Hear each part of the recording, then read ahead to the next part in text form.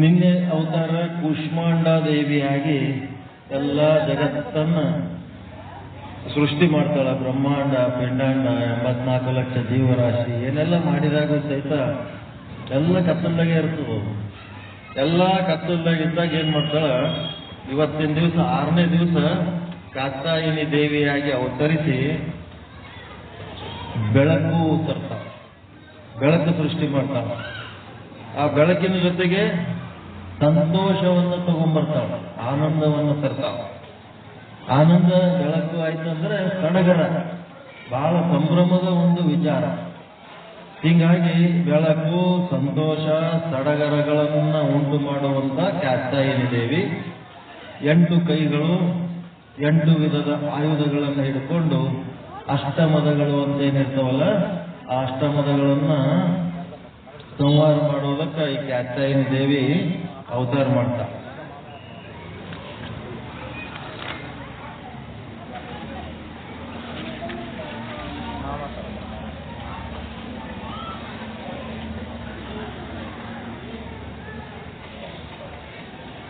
ಈ ಒಂದು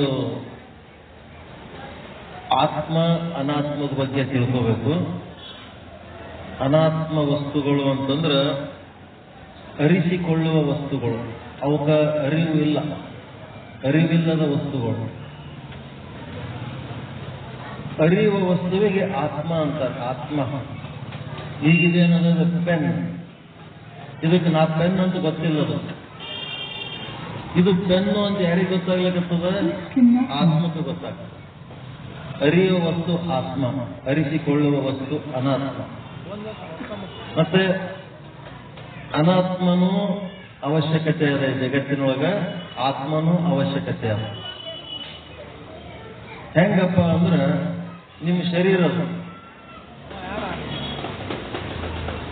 ನಿಮ್ದು ಶರೀರದ, ಆ ಶರೀರಕ್ಕೆ ನಾ ಶರೀರ ಅಂತ ಏನಾರ ಗೊತ್ತದೇನೋದಕ್ಕೆ? ನಾ ಶರೀರ ಅಂತ ಅದಕ್ಕೆ ಏನು ಗೊತ್ತಿಲ್ಲ. ಮತ್ತ ನಾನು ನಿಮ್ಮ ಶರೀರ ಅಂತ ಏನಾರ ಹೇಳಿದೇನದು? ಇದು ಕೈ. ಈ ಕೈ ಎಂದರೆ ನಾನು ನಿನ್ನ ಕೈ ಅದೀನಿ ಅಂತ ಹೇಳಿದೇನು? ಹೇಳಿಲ್ಲ. ಇದು ನನ್ನ ಕೈ ಅಂತ ಹೇಳಿ ನಾನು ಅನ್ಲಿಕ್ಕತ್ತೇನೆ. ಯಾರು ಅರಿತಾರ ಅವ್ರಿಗೆ ಆತ್ಮ ಅಂತಾರ. ಯಾರು ಅರಿಸ್ಕೋತಾರ, ಇದು ಕೈ ನನ್ನಿಂದ ಅರಿಸ್ಕೋತದ, ಇದಕ್ಕೆ ಅನಾತ್ಮ ಅಂತಾರ. ಅನಾತ್ಮ ಇರ್ಲಿಲ್ಲ ಅಂತಂದ್ರೆ ಆತ್ಮದ ಕೆಲಸ ನಡೆಯಂಗಿಲ್ಲ. ಆತ್ಮ ಇರ್ಲಿಲ್ಲ ಅಂತಂದ್ರೆ ಅನಾತ್ಮದ ಕೆಲಸ ನಡೆಯಂಗಿಲ್ಲ. ಎರಡೂ ಬೇಕೇ. ಈ ಶರೀರ ಇರ್ಲಿಲ್ಲ ಅಂತಂದ್ರೆ ಆತ್ಮವನ್ನು ಯಾರು ಗುರುತಿಸ್ತಾರೆ? ಬರೀ ಆತ್ಮ ಇದ್ರೆ ಯಾರು ಗುರುತಿಸ್ತಾರ? ಆತ್ಮ ನಿರಾಕಾರ. ಹೀಗಾಗಿ ಅನಾತ್ಮದ ಮೂಲಕನೇ ಆತ್ಮವನ್ನು ಗುರುತಿಸ್ತೀವಿ. ಅನಾತ್ಮದಲ್ಲಿ ನಾಮ, ರೂಪ, ಕ್ರಿಯೆ. ನಮ್ಮ ಹೆಸರುಗಳದವ, ನಾಮಗಳದವ, ನಮ್ಮ ಕೆಲವೊಂದು ರೂಪಗಳದವ, ಮತ್ತೆ ಕೆಲವೊಂದು ಕೆಲಸಗಳ ಮೇಲೆ ಕ್ರಿಯೆ ಯಾರೇನೇನ್ ಮಾಡ್ತಾರ ಅದರ ಮೇಲೆ ಗುರುತಿಸ್ತಾರೆ. ನಾಮ, ರೂಪ, ಕ್ರಿಯೆ. ಅದೇ ರೀತಿ ದೇವರು ಅಂತ ಹೋಗ್ತೀವಲ್ಲ, ಗುಡಿ ಒಳಗ ಈಶ್ವರ ಗುಡಿ, ಈಶ್ವರ ಹತ್ರ ಹೋಗ್ತೀರಿ. ಆ ಈಶ್ವರ ನೀವೇನಾರ ಹೇಳಿದ್ರೆ ಕೇಳ್ತಾನ? ಇಲ್ಲ. ನೀವೇನಾರ ಕೇಳಿದ್ರೆ ಹೇಳ್ತಾನ? ಇಲ್ಲ. ನೀವೇನಾರ ಕೊಟ್ಟರೆ ತಗೋತಾನ? ಇಲ್ಲ. ನೀವು ಬೇಕಂದ್ರೆ ಏನಾರ ಕೊಡ್ತಾನ? ಇಲ್ಲ. ದೇವ್ರ ಗುಡಿಯ ವಿಗ್ರಹಗಳು ಹಂಗೆ. ಮತ್ತೆ ನಮ್ಮ ವೀರಶೈವ ಪದ್ಧತಿ ಒಳಗ ಲಿಂಗ ಕಟ್ತಾರ ಕೊಳ್ಳಾಗ. ಆ ಲಿಂಗ ಜೊತೆಗೆ ಮಾತಾಡಿ ಅದು ಮಾಡಿ ಏನ್ ಮಾತಾಡಿದ್ರು? ಅದು ಏನ್ ಮಾತಾಡ್ತದೆ? ಹುರುಳಿಲ್ಲ ಲಿಂಗಾರ್ಚನೆ ಅಂದ್ರೆ ಬಸವಣ್ಣವರು. ಲಿಂಗ ಪೂಜೆ ಮಾಡೋದ್ರಾಗ ಏನೂ ಅರ್ಥ ಇಲ್ಲ. ಯಾರ್ಯಾರಡೆ ನೆನೆಯದು, ಅದಕ್ಕೆ ನೀರು ಹಾಕಿದ್ರೆ ಅದೇನು ಕುಡಿಯಂಗಿಲ್ಲ. ಮರದಡೆ ಬಾಡದು, ಅದಕ್ಕೆ ಪೂಜೆ ಮಾಡಲಿಲ್ಲ ಅಂದ್ರೆ ಏನು ಫರಕ್ ಬೀಳಂಗಿಲ್ಲ. ಅದಕ್ಕೆ ಆ ಅನಾಥ ವಸ್ತುಗಳು ಅವಕ್ಕೆ ನಾವು ದೇವರು ಅಂತಂದ್ರೆ ಆತ್ಮವನ್ನ ಮರೆತು ಬಿಟ್ಟಿವಿ ಅಂತ ಲೆಕ್ಕ. ಆತ್ಮವನ್ನ ಮರ್ತೀವಿ. ದೇವರು, ದೇವಿ ಅಂತ ಹೇಳಕ್ಕೆ ನಾವೇನ್ ಮಾಡ್ತೀವಿ? ಎಲ್ಲೆಲ್ಲೋ ಹೋಗ್ತೀವಿ. ಫಸ್ಟ್ ದಿವಸ ಹೇಳಿದೆವು ಏನ್ ಹೇಳಿದೆವು? ಆ ಪಾರ್ವತಿ ತನ್ನ ಗಂಡಗ ಹೋಮಕ್ಕೆ ಕರೆದಿಲ್ಲ ದಕ್ಷ ಬ್ರಹ್ಮ ಅಂತೇಳಿ ಯಜ್ಞದಾಗ ಬಿದ್ದಳ, ಯಜ್ಞ ಕುಂಡದಾಗ ಬಿದ್ದ್ಬಿಡ್ತಾಳಕ್ಕೆ. ಹೋಮಕುಂಡದಾಗ ಬಿದ್ದ ಕೂಡ್ಲೇನೆ ಶಿವ ಬಂದು ಆಕಿದು ಅರ್ಧ ಬೆಂದ ಹೆಣವನ್ನು ಹೊರಗೆ ತಕ್ಕೋತಾನ. ಹೊರಗೆ ತಕ್ಕೊಂಡು ಹೆಗಲ ಮೇಲೆ ಹಾಕೊಂಡು 500 ವರ್ಷ ತಿರುಗಾಡ್ತಾನೆ ಅಳ್ಕೋತ. ನನ್ನ ಹೆಂಡತಿ ಹಿಂಗಾಯಳು, ನನ್ನ ಹೆಂಡತಿ ಸುಟ್ಟು ಹೋಗ್ಬಿಟ್ಲು, ನನ್ನ ಹೆಂಡತಿ ಸತ್ತು ಹೋಗ್ಬಿಟ್ಲು ಅಂತೇಳಿ 500 ವರ್ಷ ಅಳ್ಕೋತ ಹೆಗಲ ಮೇಲೆ ಹಾಕೊಂಡು ಅಳ್ಕೋತ ತಿರುಗಾಡ್ತಿರ್ತಾನೆ. ಅಳ್ಕೋತ ತಿರುಗಾಡಿದ್ರ ಶಿವಂದು ಕರ್ತವ್ಯ ಏನದ, ಲಯ ಮಾಡೋದ ಏನದಲ್ಲ, ಒಂದು ಜಗತ್ತಿನೊಳಗ ನಿಯಾಮನ ಕೆಲಸ ಅದು ನಿಂತು ಬಿಡ್ತದೆ. ಅದಕ್ಕೆ ವಿಷ್ಣು ಸಿಟ್ಟು ಬಂದ್ಬಿಡ್ತದ. ಅದೇನು ಹೆಂಡತಿ ಹಣ ಹೆಗಲ ಮೇಲೆ ಹಾಕೊಂಡು ಇವಾಗ ಓಡಾಡಕತ್ತನ್ನ, ಎಂತ ಹುಚ್ಚದ ನೀವ. ಅದಕ್ಕೆ ವಿಷ್ಣು ಏನ್ ಮಾಡ್ತಾನ, ತನ್ನ ಸುದರ್ಶನ ಚಕ್ರವನ್ನ ಆ ಒಂದು ಪಾರ್ವತಿಯ ಹೆಣಕ್ಕ ಬಿಟ್ಬಿಡ್ತಾನ. ಆ ಸುದರ್ಶನ ಚಕ್ರ ಹೋಗಿ ಆ ಪಾರ್ವತಿ ಹೆಣವನ್ನ 18 ತುಕಡಿ ಮಾಡ್ತದ. 18 ತುಕಡಿ ಮಾಡಿ ಒಂದೊಂದು ತುಕಡಿ ಜಗತ್ತಿನ ಎಲ್ಲಾ ಕಡೆ ಒಂದೊಂದು ಬಿದ್ದವು.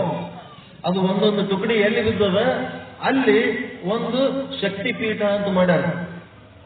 18 ಶಕ್ತಿಪೀಠಗಳು, 12 ಜ್ಯೋತಿರ್ಲಿಂಗಗಳು, ಇವೆಲ್ಲದಕ್ಕೆ ಹಿನ್ನೆಲೆ ಅದು. ಶಕ್ತಿಪೀಠ ಎದಕ್ ಮಾಡ್ಯಾರ? ಯಾವ ಅವಳ ಶರೀರದ ಯಾವ ಯಾವ ಅಂಗಗಳು ಎಲ್ಲೆಲ್ಲಿ ಬಿದ್ದಾವ ಅದಕ್ಕೆ ಯಾವ ದೇವಿ ಹೆಸರಿಟ್ಟಾರ ಅವೆಲ್ಲ ಅಷ್ಟು ಇತಿಹಾಸದ. ಅದೆಲ್ಲ ಮುಂದೆ ಸಮಯ ತಗೊಂಡು ಚರ್ಚೆ ಮಾಡ್ಬೇಕು, ಮುಂದೆ ಚರ್ಚೆ ಮಾಡ್ಬೇಕು. ಈಗ ಅವೆಲ್ಲ ಹೇಳ್ಕೊತ್ ಕೂಡ್ಲಿಕ್ಕೆ ಆಗಂಗಿಲ್ಲ. ಅದಕ್ಕೆ ಈ ರೀತಿ ಜಂಗಮ ಅರ್ಚನೆ ಇಲ್ಲದ ಲಿಂಗಾರ್ಚನೆ ಒಡೆದ ಹಂಚಿನಲ್ಲಿ ಅಡಿಗೆ ಮಾಡಿದಂಗ, ಒಡೆದ ಮಡಿಕೆಯಲ್ಲಿ ಅಡಿಗೆ ಮಾಡಿದಂಗ. ಜಂಗಮ ಅರ್ಚನೆ ಅಂದ್ರೆ ಜೀವಂತ ಇದ್ದವರ ಅರ್ಥ ಮಾಡ್ಕೊಳ್ಳಾರ್ದೆ ಬರೀ ನಿರ್ಜೀವ ವಿಗ್ರಹಗಳಿಗೆ ನಾವು ದೇವ್ರ ಅನ್ಕೋತ ಹೋಗ್ಬಿಟ್ಟೇವಂತಂದ್ರೆ ಜೀವಂತ ಇದ್ದವ್ರದ್ದು ಉಪಯೋಗ ಏನು? ಹೆತ್ತ ತಾಯಿ 25-30 ವರ್ಷ ತನ್ನ ಎದೆ ಹಾಲು ಕೊಟ್ಟು ತುತ್ತು ಮಾಡಿ ಉಣಿಸ್ತಾಳ. ಆಕೆಯನ್ನು ಮೂಲೆ ಹೋಗಿದ್ದಾರ. ಮುಂದೆ 75 ವರ್ಷ ಕಟ್ಟಿಕೊಂಡು ಹೆಣಸಿ ಅಡಿಗೆ ಮಾಡಿ ಊಟಕ್ಕೆ ಹಾಕ್ತಾಳ, ಸೊಸೆ ಊಟಕ್ಕೆ ಹಾಕ್ತಾಳ, ಮಗಳು ಊಟಕ್ಕೆ ಹಾಕ್ತಾಳ. ಅವೆಲ್ಲ ಓದ್ಸುತ್ತ ಮೂಲಿಗೆ ಹಾಕಿ ಎಲ್ಲೋ ಕಷ್ಟಪಟ್ಟು ಹೋಗಿ ಬಸ್ಸಿನಾಗ ಅಲ್ಲಿ ಇಲ್ಲಿ ಹೋಗಿ ಧರ್ಮಸ್ಥಳ ಅಂತ, ಹೊರನಾಡು ಅನ್ನಪೂರ್ಣೇಶ್ವರಿ ಅಂತ ಅದನ್ನೇ ದೊಡ್ಡದು ಮಾಡಿ ಅನ್ನಪೂರ್ಣೇಶ್ವರಿ ಎಷ್ಟು ದಿವಸ ಊಟಕ್ಕೆ ಹಾಕ್ಯಾಳ ನಿಮಗ? ಹೊರನಾಡು ಅನ್ನಪೂರ್ಣೇಶ್ವರಿ ಮೇಲೆ ಎಷ್ಟು ಊಟ ಮಾಡಿರಿ ನೀವು? 1 ದಿನ ಉಂಡಿರಿ, 2 ದಿವಸ ಉಂಡಿರಿ. 70 ವರ್ಷ ನಿಮಗೆ ಊಟಕ್ಕೆ ಯಾರು ಹಾಕ್ತಾರೆ? ಅನ್ನಪೂರ್ಣೇಶ್ವರಿ ಹೌದಾ ಅಲ್ಲ? ಗಂಡ ಶ್ರೇಷ್ಠ, ಹೆಂಡತಿ ಕನಿಷ್ಠ ಅಂತೇಳಿ ಏನ್ ತಲೆಗದಲ್ಲ ಅದನ್ನ ಮೊದಲು ತೆಗೆದು ಬಿಡಬೇಕು. ಗಂಡು ಹೆಣ್ಣು ಅನ್ನೋರು ಯಾರು ಇಲ್ಲೇ ಇಲ್ಲ. ನಾವು ಗಂಡಸ ಮಕ್ಕಳಂತ ನೀವು ತಿಳ್ಕೊಂಡಿರಿ, ನಾವು ಹೆಣ್ಣು ಮಕ್ಕಳಂತ ಇವ್ರು ತಿಳ್ಕೊಂಡಾರ. ಗಂಡಸ ಮಕ್ಕಳು ಯಾರು ಇಲ್ಲೇ ಇಲ್ಲ ಈ ಜಗತ್ತಿನಾಗ. ಎಲ್ಲರೂ ಹೆಣ್ಮಕ್ಳೆ. ಒಳಗೇನ ಆತ್ಮ ಅದಲ್ಲ, ಅದು ಒಂದೇ ಗಂಡು. ಹೆಣ್ಣಿನೊಳಗಿರೋ ಆತ್ಮನೇ ಗಂಡು, ಗಂಡಿನೊಳಗಿರೋ ಆತ್ಮನೇ ಗಂಡು. ಈ ಗಂಡು ಹೆಣ್ಣು ಶರೀರಗಳೇನದವಲ್ಲ ಇವು ಗಂಡು ಹೆಣ್ಣು ಅಲ್ಲ. ಒಳಗಿರೋ ಆತ್ಮ ಗಂಡು, ಈ 2 ಶರೀರಗಳು ಹೆಣ್ಣೆ. ನಾವು ಗಂಡಸ ಮಕ್ಕಳ ತಿಳ್ಕೊಂಡಿವಿ, ಒಳಗಿರೋ ಆತ್ಮನೇ ಗಂಡು. ಅದಕ್ಕೆ ಮೀರಾಬಾಯಿ ಮಥುರಾದೊಳಗ ರೋಡ್ ಮೇಲೆ ಡ್ಯಾನ್ಸ್ ಮಾಡ್ಕೊತ ಹೋಗ್ತಾಳೆ. ಮೀರಾಬಾಯಿ ಗುರು ಯಾರು ಗೊತ್ತಾ? ಮೀರಾಬಾಯಿ ಮಹಾರಾಜನ ಹೆಂಡತಿ. ಮೀರಾಬಾಯಿ ಗುರು ಯಾರು? ರವಿದಾಸ. ರವಿದಾಸ ಯಾರು ಗೊತ್ತಾ? ಚಮ್ಮಾರ. ಗುಡಿಸುತ್ತ ಕೂತು ಚಪ್ಪಲಿ ಹೊಲಿತಿರ್ತಾನ, ಅವ ಬ್ರಹ್ಮಜ್ಞಾನಿ ಇರ್ತಾನ, ಅವನ ಬಲ್ಯಕ್ಕೆ ಶಿಷ್ಯ ಆಗಿರ್ತಾಳ. ರವಿದಾಸನ ಶಿಷ್ಯ ಮೀರಾಬಾಯಿ. ಮಹಾರಾಜಗೆ ಬಹಳ ಅಪಮಾನ ಆಗ್ತದ. ಇಂಥದ್ದೊಂದು ಅರಮನೆಯೊಳಗೆ ಇದ್ದ ರಾಣಿ ಹೋಗಿ ಆ ಗುಡಿಸುತ್ತಾಗ ಅವನ ಬಳಿ ಕೂತು ಏನ್ ಬ್ರಹ್ಮಜ್ಞಾನ ಕಲಿತಿರ್ಬೇಕು, ಏನ್ ಮಾಡ್ತಿರ್ಬೇಕು ಅಂತ ಅದನ್ನೆಲ್ಲ ಡಿಸ್ಟರ್ಬ್ ಮಾಡ್ತಾನೆ. ಅದು ಕಿರಿಕಿರಿ ಬಹಳ ಆಗ್ತದ. ಆಮೇಲಿನ ವಿಷಯ ಈಕಿಗೆ ಕೃಷ್ಣನ ಭಕ್ತಿ ಜಾಸ್ತಿಯಾಗಿ ಕುಂತಲ್ಲೇ ಹಾಡ್ತಿರ್ತಾಳ, ನಿಂತಲ್ಲೇ ಡ್ಯಾನ್ಸ್ ಮಾಡ್ತಿರ್ತಾಳ. ರೋಡ್ ಮೇಲೆ ಡ್ಯಾನ್ಸ್ ಮಾಡ್ಕೋತ ಮಥುರಾದೊಳಗೆ ಕೃಷ್ಣನ ಗುಡಿ ಒಳಗೆ ಹೋಗ್ತಾಳೆ. ಕೃಷ್ಣನ ಗುಡಿ ಒಳಗೆ ಹೆಣ್ಮಕ್ಳಿಗೆ ಅವಕಾಶ ಇಲ್ಲ. ಅಲ್ಲಿ ಮಥುರಾದೊಳಗೆ ಕೃಷ್ಣನ ಗುಡಿ ಒಳಗೆ ಹೆಣ್ಮಕ್ಳಿಗೆ ಪ್ರವೇಶ ಇಲ್ಲ. ಈಕೆ ಒಳಗೆ ಹೋಗ್ಬಿಡ್ತಾಳ. ಒಳಗೆ ಹೋದ ಕೂಡಲೇನೆ ಆ ಗುಡಿ ಪೂಜಾರಿ ಮಡಿ ಎಲ್ಲ ಕೆಡಿಸಿಬಿಟ್ಟು ಹೆಣ್ಮಕ್ಳಿಗೆ ಇಲ್ಲಿ ಗುಡಿಯಾಗ ಅವಕಾಶ ಇಲ್ಲ, ಹೆಂಗ್ ಬಂದೆ ನೀನು? ಅದಕ್ಕೆ ಮೀರಾಬಾಯಿ ಕೇಳ್ತಾಳ, ನೀನ್ ಯಾವಾಗ ಗಂಡಸ ಮಗ ಆದ್ರೆ ಪೂಜಾರಿ ಅಂತ ಕೇಳ್ತಾಳ. ನೀನ್ ಯಾವಾಗ ಗಂಡಸ ಮಗ ಆಗಿ ನೀನು ಹೆಂಗಸ ಅಂತಾಳ. ಅವ ಕೃಷ್ಣ ಒಬ್ಬನೇ ಗಂಡಸು, ಎಲ್ಲರೂ ಹೆಂಗಸರ. ನಾನು ಹೆಂಗಸು, ನೀನು ಹೆಂಗಸ. ಈ ಶರೀರ ಯಾರು ಧಾರಣೆ ಮಾಡ್ಯಾರ ಎಲ್ಲರೂ ಹೆಣ್ಮಕ್ಳೇ. ಒಳಗಿರೋ ಆತ್ಮನೇ ಗಂಡು. ಭಾವನೆ ಹೆಣ್ಣಿನ ಬಗ್ಗೆ ಉದಾತ್ತವಾಗಿರ್ಲಿ ಅನ್ನೋದ್ರ ಸಲುವಾಗಿ ನಾನೊಂದು ಪದ್ಧತಿ ಹೇಳಿದೆ. ಏನು? ಪ್ರವಚನ ಮುಗಿದ ಮೇಲೆ ಅಮ್ಮನಿಗೆ ನಮಸ್ಕಾರ ಮಾಡಿ ಆಶೀರ್ವಾದ ತಗೊಂಡೋಗ್ರಿ, ಪ್ರಸಾದ ತಗೊಂಡೋಗ್ರಿ ಅಂತ. ಈ ಹೆಣ್ಣು ಬೇರೆ ಅಲ್ಲ, ನಿಮ್ಮ ಮನ್ಯಾಗ ಹೆಣ್ಮಕ್ಳು ಬೇರೆ ಅಲ್ಲ, ಬೇರೆ ಯಾರು ಏನ ಇಲ್ಲಿ ನಮಸ್ಕಾರ ಮಾಡ್ಲಿಲ್ಲ ಮನೆಗೆ ಹೋಗಿ ನಮಸ್ಕಾರ ಮಾಡಿ. ನವರಾತ್ರಿ ದಿವಸ 9 ದಿವಸ ಯಾವುದಾದ್ರು ಒಂದು ಹೆಣ್ಣಿನ ಪಾದಕ್ಕೆ ಹಣಿ ಹಾಕ್ತೇವೆ. ಆ ಹೆಣ್ಣಿಲ್ಲದೆ ನಾವು ಹುಟ್ಟಿಲ್ಲ, ಹೆಣ್ಣಿಲ್ಲದೆ ನಾವು ಬದುಕಿಲ್ಲ. ಹೆಣ್ಣೇ ನಮ್ಮ ಜೀವನದ ಮೂಲ ಆಧಾರ. ಹೆಂಡತಿಗೆ ಹೆಂಗೆ ನಮಸ್ಕಾರ ಮಾಡ್ಬೇಕಪ್ಪ? 5-6 ದಿವಸ ಬರ್ರಿ, ನಿಮಗೆ ಕಲಿಸ್ತೀವಿ ಹೆಂಗಂತ. ಸಂಡೆ ಈ ಗಾಂಧಿ ಚೌಕ್ಲಿಂದ ಮಹಾವೀರ್ ಚೌಕಿಗೆ, ಗಾಂಧಿ ಚೌಕ್ಲಿಂದ ಮಾಳೇಶ್ವರ ಚೌಕಿಗೆ ಹೋಗ್ಬೇಕಾದ್ರೆ ರೈಟ್ ಸೈಡ್ ಒಂದು ಗುಡಿ ಬರ್ತದೆ, ಒಂದು ದೇವಿ ಗುಡಿ. ಅದು ನೋಡಿರ ಇಲ್ಲ? ಮಾಳೇಶ್ವರ ಚೌಕ್ಲಿಂದ ಗಾಂಧಿ ಚೌಕಿಗೆ ಹೋಗ್ತೀರಿ ನೋಡ್ರಿ, ಒಳಗದ ಒಂದು ಓಣ್ಯಾಗ ಒಂದು ಗುಡಿ, ಅದು ದೇವಿ ಗುಡಿ. ಪ್ರತಿ ಸಂಡೆ 10:30 ಅಲ್ಲಿ ನಿರಂಕಾರಿ ಸಮಾಜದವರು ಸೇರ್ತಾರೆ. ಧನ್ ನಿರಂಕಾರ ಅಂತ.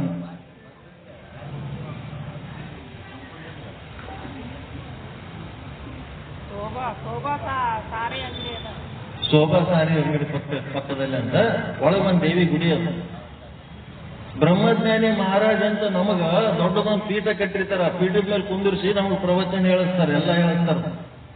ಓದು ಮಂದಿ ಅಲ್ಲಿ ಪೀಠದ ಮೇಲೆ ಕೂತಾಗ ಎಲ್ಲರೂ ನಮಗೆ ನಮಸ್ಕಾರ ಮಾಡ್ತಾರೆ. ಪೀಠದಿಂದ ಕೆಳಗಿಳಿದು ಬಂದ ಮೇಲೆ, ಪ್ರವಚನ ಮುಗಿದ ಮೇಲೆ, ಅವ್ರು ನಮ್ಮ ಹೆಂಡ್ರದರೋ, ಮಕ್ಕಳದರೋ, ಭಕ್ತರದರೋ, ಶಿಷ್ಯರದರೋ ಅವು ಏನು ನೋಡೋದಿಲ್ಲ. ಸತ್ಸಂಗದೊಳಗೆ ಬಂದ ಮೇಲೆ ಎಲ್ಲರೂ ಒಂದೇ ಒಂದು ಪರಮಾತ್ಮನನ್ನು ನೋಡ್ಬೇಕಂತ ಎಲ್ಲರ ಪಾದಕ್ಕೆ ನಮಸ್ಕಾರ ಮಾಡಿಸ್ತಾರೆ. ಆ ಸತ್ಸಂಗದಲ್ಲಿ ನಿಮ್ಮ ಹೆಂಡತಿ ಬಂದಿದ್ರೆ ನಿಮ್ಮ ಹೆಂಡತಿ ಪಾದಕ್ಕೆ ನಮಸ್ಕಾರ ಮಾಡ್ಬೇಕಾಗ್ತದೆ. ಅಲ್ಲಿ ಪರಮಾತ್ಮನನ್ನು ನೋಡಿ ನಮಸ್ಕಾರ ಮಾಡ್ಬೇಕಾಗ್ತದೆ. ಅಂತ ಒಂದು ವಿಚಾರ, ಉದಾತ್ತವಾದ ವಿಚಾರ. ಅಹಂಕಾರ ಕಳ್ಕೋಬೇಕಾದ್ರೆ ಈ ರೀತಿ ನಾವೆಲ್ಲ ಮಾಡ್ಬೇಕಾಗ್ತದೆ ಪ್ರಯತ್ನ. ಸ್ತ್ರೀಯರ ಮೇಲೆ ನಮ್ಮದೊಂದು ಭಾವನೆ, ಅಧಿಕಾರ ಭಾವನೆ, ಒಂದು ರೀತಿ ಅವ್ರು ಎರಡೇ ಕ್ವಾಲಿಟಿ, ನಾವು ಫಸ್ಟ್ ಕ್ವಾಲಿಟಿಯಾಗಿ ಕುಂತು ಬಿಟ್ಟಿವಲ್ಲ, ಅದು ತೆಗೆದು ನೀನು ಅಷ್ಟೇ ನಾನು ಅಷ್ಟೇ ಅನ್ನೋಂಥ ಭಾವನೆ ಬಂದಾಗೆ ನಮಗೆ ಪರಮಾನಂದ ಪ್ರಾಪ್ತಿ ಆಗ್ತದೆ, ದುಃಖ ನಿವೃತ್ತಿ ಆಗ್ತದೆ. ಇಲ್ಲಾಂದ್ರೆ ಇಬ್ಬರದಾಗ ಒಬ್ಬರು ದುಃಖ ಪಡೇಬೇಕು. ನಾವ್ ಹೇಳಿದ್ದು ಅವ್ರು ಕೇಳಿಲ್ಲ ಅಂತ ದುಃಖ ಪಡ್ಬೇಕು, ಇದೇನು ಇಂಥ ಪರಿ ಅಧಿಕಾರ ಮಾಡ್ತಾರೆ ಅಂತ ಅವ್ರು ದುಃಖ ಪಡ್ಬೇಕು. ಇಬ್ರು ಫ್ರೆಂಡ್ಸ್ ಇದ್ದಂಗೆ ಇರಬೇಕು. ಆ ಒಂದು ಗುಣ ನಾವು ಕಲಿಬೇಕು. ಅದಕ್ಕೆ ನವರಾತ್ರಿ ದಿವಸ ಏನಂದ್ರೆ 9 ದಿವಸ ಮಹಿಳೆಯರನ್ನ ಗೌರವಿಸುವ ದಿವಸ ಇದೆ. ಅವರಿಗೆ ನಾವು ಗೌರವಿಸಬೇಕು, ದೇವಿ ಸ್ವರೂಪರಾಗಿ ಕಾಣಬೇಕು, ಅವರಿಗೆ ರೆಸ್ಪೆಕ್ಟ್ ಕೊಡಬೇಕು. ಅದಕ್ಕೆ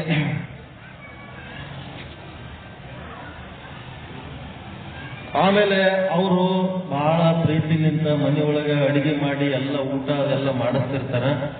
ಮನ್ಯಾಗ ಮಾಡಿದ್ದು ತಿನ್ನೋದು ಮತ್ತು ಹೊರಗೆ ಹೋಗಿನೂ ತಿನ್ನೋದು. ಯಾಕೆ ತಿಂತೀರಿ ಹೊರಗೆ? ಮನೆಯಾಗ ಅಡಿಗೆ ಮಾಡಲ್ಲ ನಾವು, ಮನೆಯೂ ಮಾಡ್ತಾರೆ. ಸುಮ್ಮನೆ ರೊಟ್ಟಿ, ಒಂದಿಷ್ಟು ಕಾಳು ಪಲ್ಯ, ಅನ್ನ ಸಾರು ಏನ್ ಮಾಡ್ತಾರೆ ಅದನ್ನು ಉಂಡ್ರೆ ಹೊಟ್ಟೆ ಶಾಂತ ಇರ್ತದೆ. ಅದನ್ನು ಬಿಟ್ಟು ಹೊರಗೆ ರೋಡಿಗೆ ಹೋಗಿದೆ, ಇಡ್ಲಿ ತಿಂದೆ, ವಡಾ ತಿಂದೆ, ಪುರಿ ತಿಂದೆ, ದೋಸೆ ತಿಂದೆ, ಬಜ್ಜಿ ತಿಂದೆ, ಒಗ್ಗರಣೆ ತಿಂದೆ, ಅವು ಏನ್ ಮಾಡ್ತದೆ? ಹೊಟ್ಟೆ ಸಮಾಧಾನ ಇರಂಗಿಲ್ಲ ಅದರಿಂದ. ಖಾನಾ ಹೈತೋ ಐಸಾ ಖಾವೋ ಪೇಟ ನಾ ಕಹೆ ಕುಟ್ಟು ಕುಟ್ಟಂತ. ನೀವು ಏನೇ ಜ್ಞಾನ ಪಡ್ಕೊಂಡ್ರು ಸಹಿತ ನಿಮ್ ಹೊಟ್ಟೆ ತಣ್ಣಗೆ ಇಟ್ಕೊಳ್ಳೋದು ಗೊತ್ತಿರ್ಲಿಲ್ಲ ಅಂತಂದ್ರೆ ನಿಮ್ ಜ್ಞಾನ ಎಲ್ಲ ಅಜ್ಞಾನನೇ. ಕನಿಷ್ಠ ನಿಮ್ ಹೊಟ್ಟೆ ತಣ್ಣಗೆ ಇಟ್ಕೊಳ್ಳೋದು ಕಲಿಬೇಕು. ನಿಮ್ ಹೊಟ್ಟೆಗೆ ನೀವು ಹೆಂಗೆ ಏನ್ ತಿನ್ಬೇಕು, ಎಷ್ಟು ತಿನ್ಬೇಕು, ಯಾವಾಗ ತಿನ್ಬೇಕು, ಯಾಕೆ ತಿನ್ಬೇಕು ತಿಳ್ಕೊಂಡು ಹೊಟ್ಟೆ ತಣ್ಣಗೆ ಇಟ್ಕೊಂಡ್ರೆ ಅಂದ್ರೆ ಮುಗಿತು.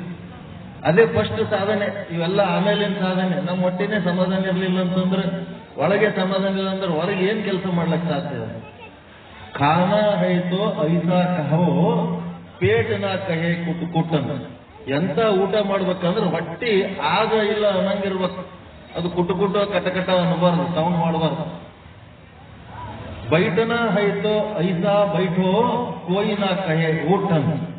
ಎಲ್ಲರ ಒಂದ್ ಕಡೆ ಹೋಗಿ ಕುಂದಿರ್ಬೇಕಾದ್ರೆ ಎಂತ ಜಾಗದಾಗ ಕೂಡ್ಬೇಕಂದ್ರ ಇನ್ನೊಬ್ರು ಬಂದು ಎಬ್ಬಿಸಿರ್ಬಾರ್ದಂತ. ಕೂಡ್ರಿ ಅಂತಿರ್ಬೇಕಂತ.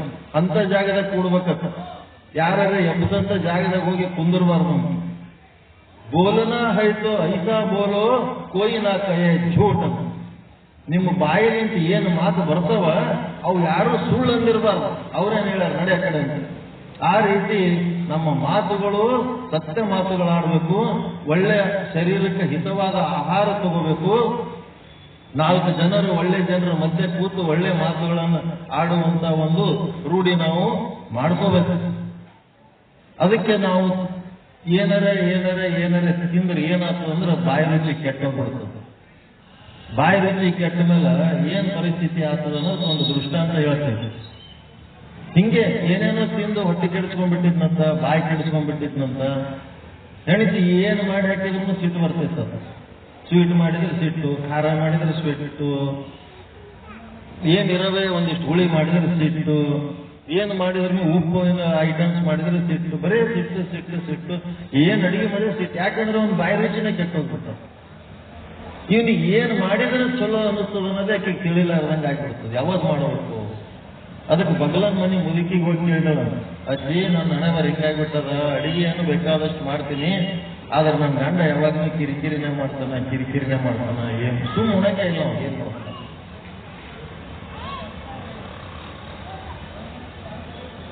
ಅದಕ್ಕೆ ಆಕೆ ಅಜ್ಜಿ ಅಂದೊಳಗ ಇರೋದೇ 4 ರುಚಿ: ಉಪ್ಪ, ಹುಳಿ, ಖಾರ ಮತ್ತ ಸಿಹಿ. 4 ಐಟಮ್ ಏನ್ ಅಡಿಗೆ ಮಾಡಿದಾರೆ. ಹುಳಿಯರೇ ಇರ್ತದ, ಉಪ್ಪರೇ ಇರ್ತದ, ಖಾರ ಇರ್ತದ, ಸಿಹಿಯರೇ ಇರ್ತದ. ಅದಕ್ಕೆ ಏನ್ ಮಾಡುದು? ಉಪ್ಪ ಹೆಚ್ಚು ಉಪ್ಪ, ಮೀಡಿಯಂ ಉಪ್ಪ, ಕಡಿಮೆ ಉಪ್ಪು. ಹೆಚ್ಚು ಹುಳಿ, ಮೀಡಿಯಂ ಹುಳಿ, ಕಡಿಮೆ ಹುಳಿ. ಹೆಚ್ಚು ಸಿಹಿ, ಮೀಡಿಯಂ ಸಿಹಿ, ಕಡಿಮೆ ಸಿಹಿ. ಹೆಚ್ಚು ಖಾರ, ಮೀಡಿಯಂ ಖಾರ, ಕಡಿಮೆ ಖಾರ. ಎಷ್ಟಾಯ್ತು? 4 ಗುಣಿಲೆ 3 ಅಂದ್ರೆ 12 ಮಾಡಿಬಿಡು ಐಟಮ್ಗಳು. ಅವ ಬರ್ತಾನಲ್ಲ, ಒಂದು ನೀಡು, ಎಷ್ಟು ಉಪ್ಪು ಹಾಕಿದೆ ಅಂದ್ರೆ ಕಡಿಮೆ ಅದಾರೆ, ಕಡಿಮೆ ಹೆಚ್ಚು ಮೀಡಿಯಂ ಅದಾರೆ, ಹಿಂಗೆ ಸಿಹಿ ಹಂಗೆ ನೀಡು. ಅವ ಯಾವುದು ಆದ್ರೆ ಅವನಿಗೆ ಸ್ಯಾಟಿಸ್ಫ್ಯಾಕ್ಷನ್ ಆಗ್ತದ ಅದು ಕಂಡಿಡಿ. ಅವನ ಬಾಯಿ ರುಚಿ ಕಂಡಿಡಿ ಮೊದಲ. ಅದು ಏನಾಗ್ಬಿಡ್ತು? ಆಯ್ತಂತ ಹೇಳಿ ಬಾಯಿ ರುಚಿ ಕಂಡಿಡಿ ಇವತ್ತ ಹೇಳಿ 10-12 ಐಟಮ್ಗಳು ಮಾಡೋದು. ಜಗ್ಗಿ ವಸ್ತುಗಳೆಲ್ಲ ತಯಾರು ಮಾಡ್ಕೊಂಡಾಳ, ಅಡಿಗೆ ಮಾಡ್ಲಕತ್ತಾಳ. ಅಡಿಗೆ ಮಾಡೋ ಟೈಮ್ನೊಳಗ ಆಕಿದೊಂದು ಸಣ್ಣದೊಂದು ಕೂಸಿತ್ತು. ಆ ಕೂಸು ಬಂದು ಏನ್ ಮಾಡ್ಬಿಡ್ತು, ಅಲ್ಲಿ ಒಳ್ಳಿರ್ತದಲ್ಲ, ಆ ಒಳ್ಳೊಳಗೆ ಅದು ಹೊಲಸು ಮಾಡ್ಬಿಡ್ತಂತ. ಹೊಲಸು ಮಾಡಿದ ಕೂಡಲೇನೆ ಈಕಿಗೆ ಕೆಲಸದ ಬಿಜಿ ಒಳಗದ. ಆಮೇಲೆ ತೆಗಿಯಮಂತ ಹೇಳಿ ಆಕೆ ಅಷ್ಟೇ ಇಟ್ಟು ಆಕೆ ಅಡಿಗೆ ಮಾಡ್ಕೊತ ಕುಂದಿರ್ತಾಳ. ಅಡಿಗೆ ಮಾಡೋ ಅವಸರದಾಗ ಅದ್ರ ಕಡೆ ಲಕ್ಷ್ಯ ಹೋಗ್ಬಿಡ್ತದ. ಹೋಗಿ ಬರೀ ಅಡಿಗೆನೆ ಮಾಡ್ತಾಳ. ಗಂಡ ಬಂದ್ಬಿಡ್ತಾನ. ಊಟದ ಟೈಮ್ ಆಗ್ತದ, ಗಂಡ ಬಂದ್ಬಿಡ್ತಾನ. ಊಟದ ಟೈಮ್ ಆದ್ಮೇಲೆ ಗಂಡ ಬಂದ್ಮೇಲೆ ಏನಾಯ್ತು? ಗಂಡ ಮಾರ್ ತಿಳ್ಕೊಂಡ ಊಟಕ್ಕೆ ಬಂದ್ಬಿಟ್ಟ. ಬಂದ್ ಕೂಡ್ಲೇನೆ ಅದು ಹಂಗ ಅಡಿಗೆ ಮನ್ಯಾಗ ಇಂಥದೆಲ್ಲ ಹೊಲಸಿ ಇಟ್ಕೊಂಡು ಅಡಿಗೆ ಮಾಡ್ತಿದ್ದೀನಿ ಅಂತೇಳಿ ಮತ್ತೆ ಬೈತಾನ ಹೊಡಿತಾನ ಅಂತೇಳಿ ಒಂದು ಪ್ಲೇಟ್ ತಗೊಂಡು ಒಳ ಮೇಲೆ ಮುಚ್ಚಿಬಿಟ್ಲಂತ. ಒಳ ಮೇಲೆ ಮುಚ್ಚಿ ಊಟಕ್ಕೆ ನೀಡ್ಲಕ್ಕತ್ತಳು. ಸಿಹಿ ನೀಡದ, ಹೆಚ್ಚಾಯ್ತು ಕಡಿಮೆ ಇತ್ತು ಅಂದ. ಅದಕ್ಕೆ 2 ತರ ಮೀಡಿಯಂ, ಹೆಚ್ಚಿರೋದು, ಕಡಿಮೆ ಇರೋದು, ಖಾರ, ಉಪ್ಪ, ಹುಳಿ ಎಲ್ಲ ಐಟಮ್ ನೀಡ್ಲಕ್ಕತ್ತಾಳ. ಆ ಮಗ ಎಲ್ಲ ತಿನ್ಲಕ್ಕತ್ತಾನ. ಆದ್ರೆ ಲಕ್ಷ್ಯ ಮಾತ್ರ ಒಳ್ಳೆ ಕಡಿ ಅದ ಅವನಿಗೆ. ಅಲ್ಲೇನೋ ಮುಚ್ಚಿಟ್ಟಾಳಕ್ಕೆ.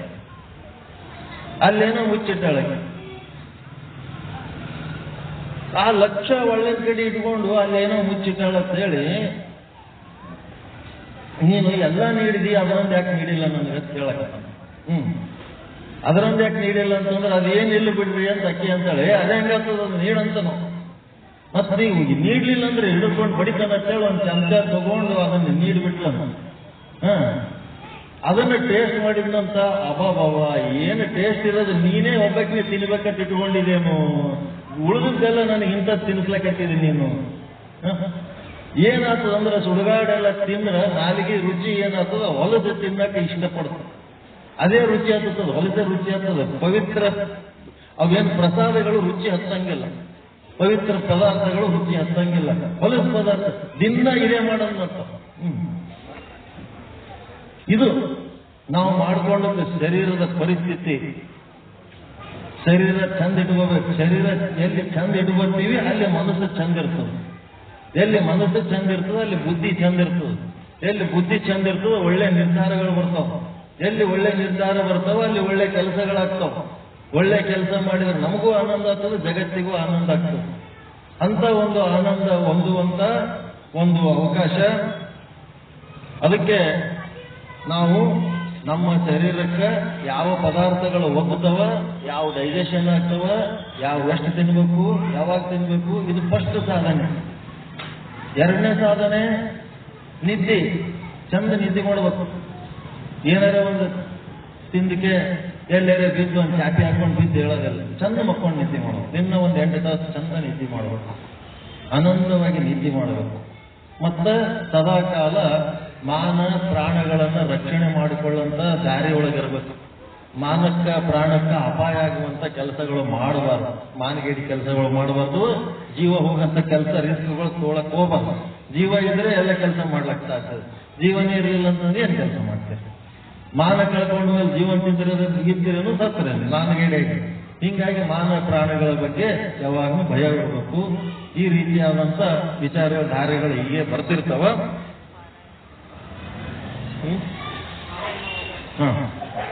ಈಗ ಅಮ್ಮನ ಪ್ರವಚನ ಆರಂಭ ಆಗೋದಕ್ಕಿಂತ ಮೊದಲು ಒಂದು 5 ನುಡಿಗಳು ಅವ್ರು ಹೇಳ್ತಾರೆ.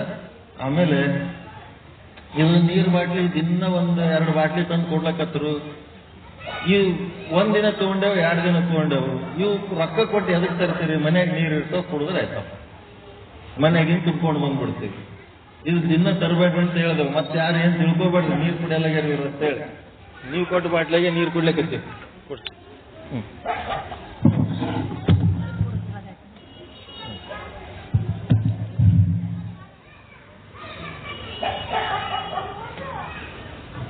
ಶ್ರೀ ಚಿದಾನಂದ ಅವಧೂತ ವಿರಚಿತ ಶ್ರೀದೇವಿ ಮಹಾತ್ಮೆ. ಅರಿಯ ಗರ್ಭವದೀನೋಗಲಿಗೆ ಅರಿಯು ಸುಸುಮಾದಿಯಲ್ಲಿ ಮಲಗಲು ಅರ್ಹ ನೋಡುವ ನೀಯ ಚಾಂಡವನೆನುತುಲಾಗಮಿಸೆ.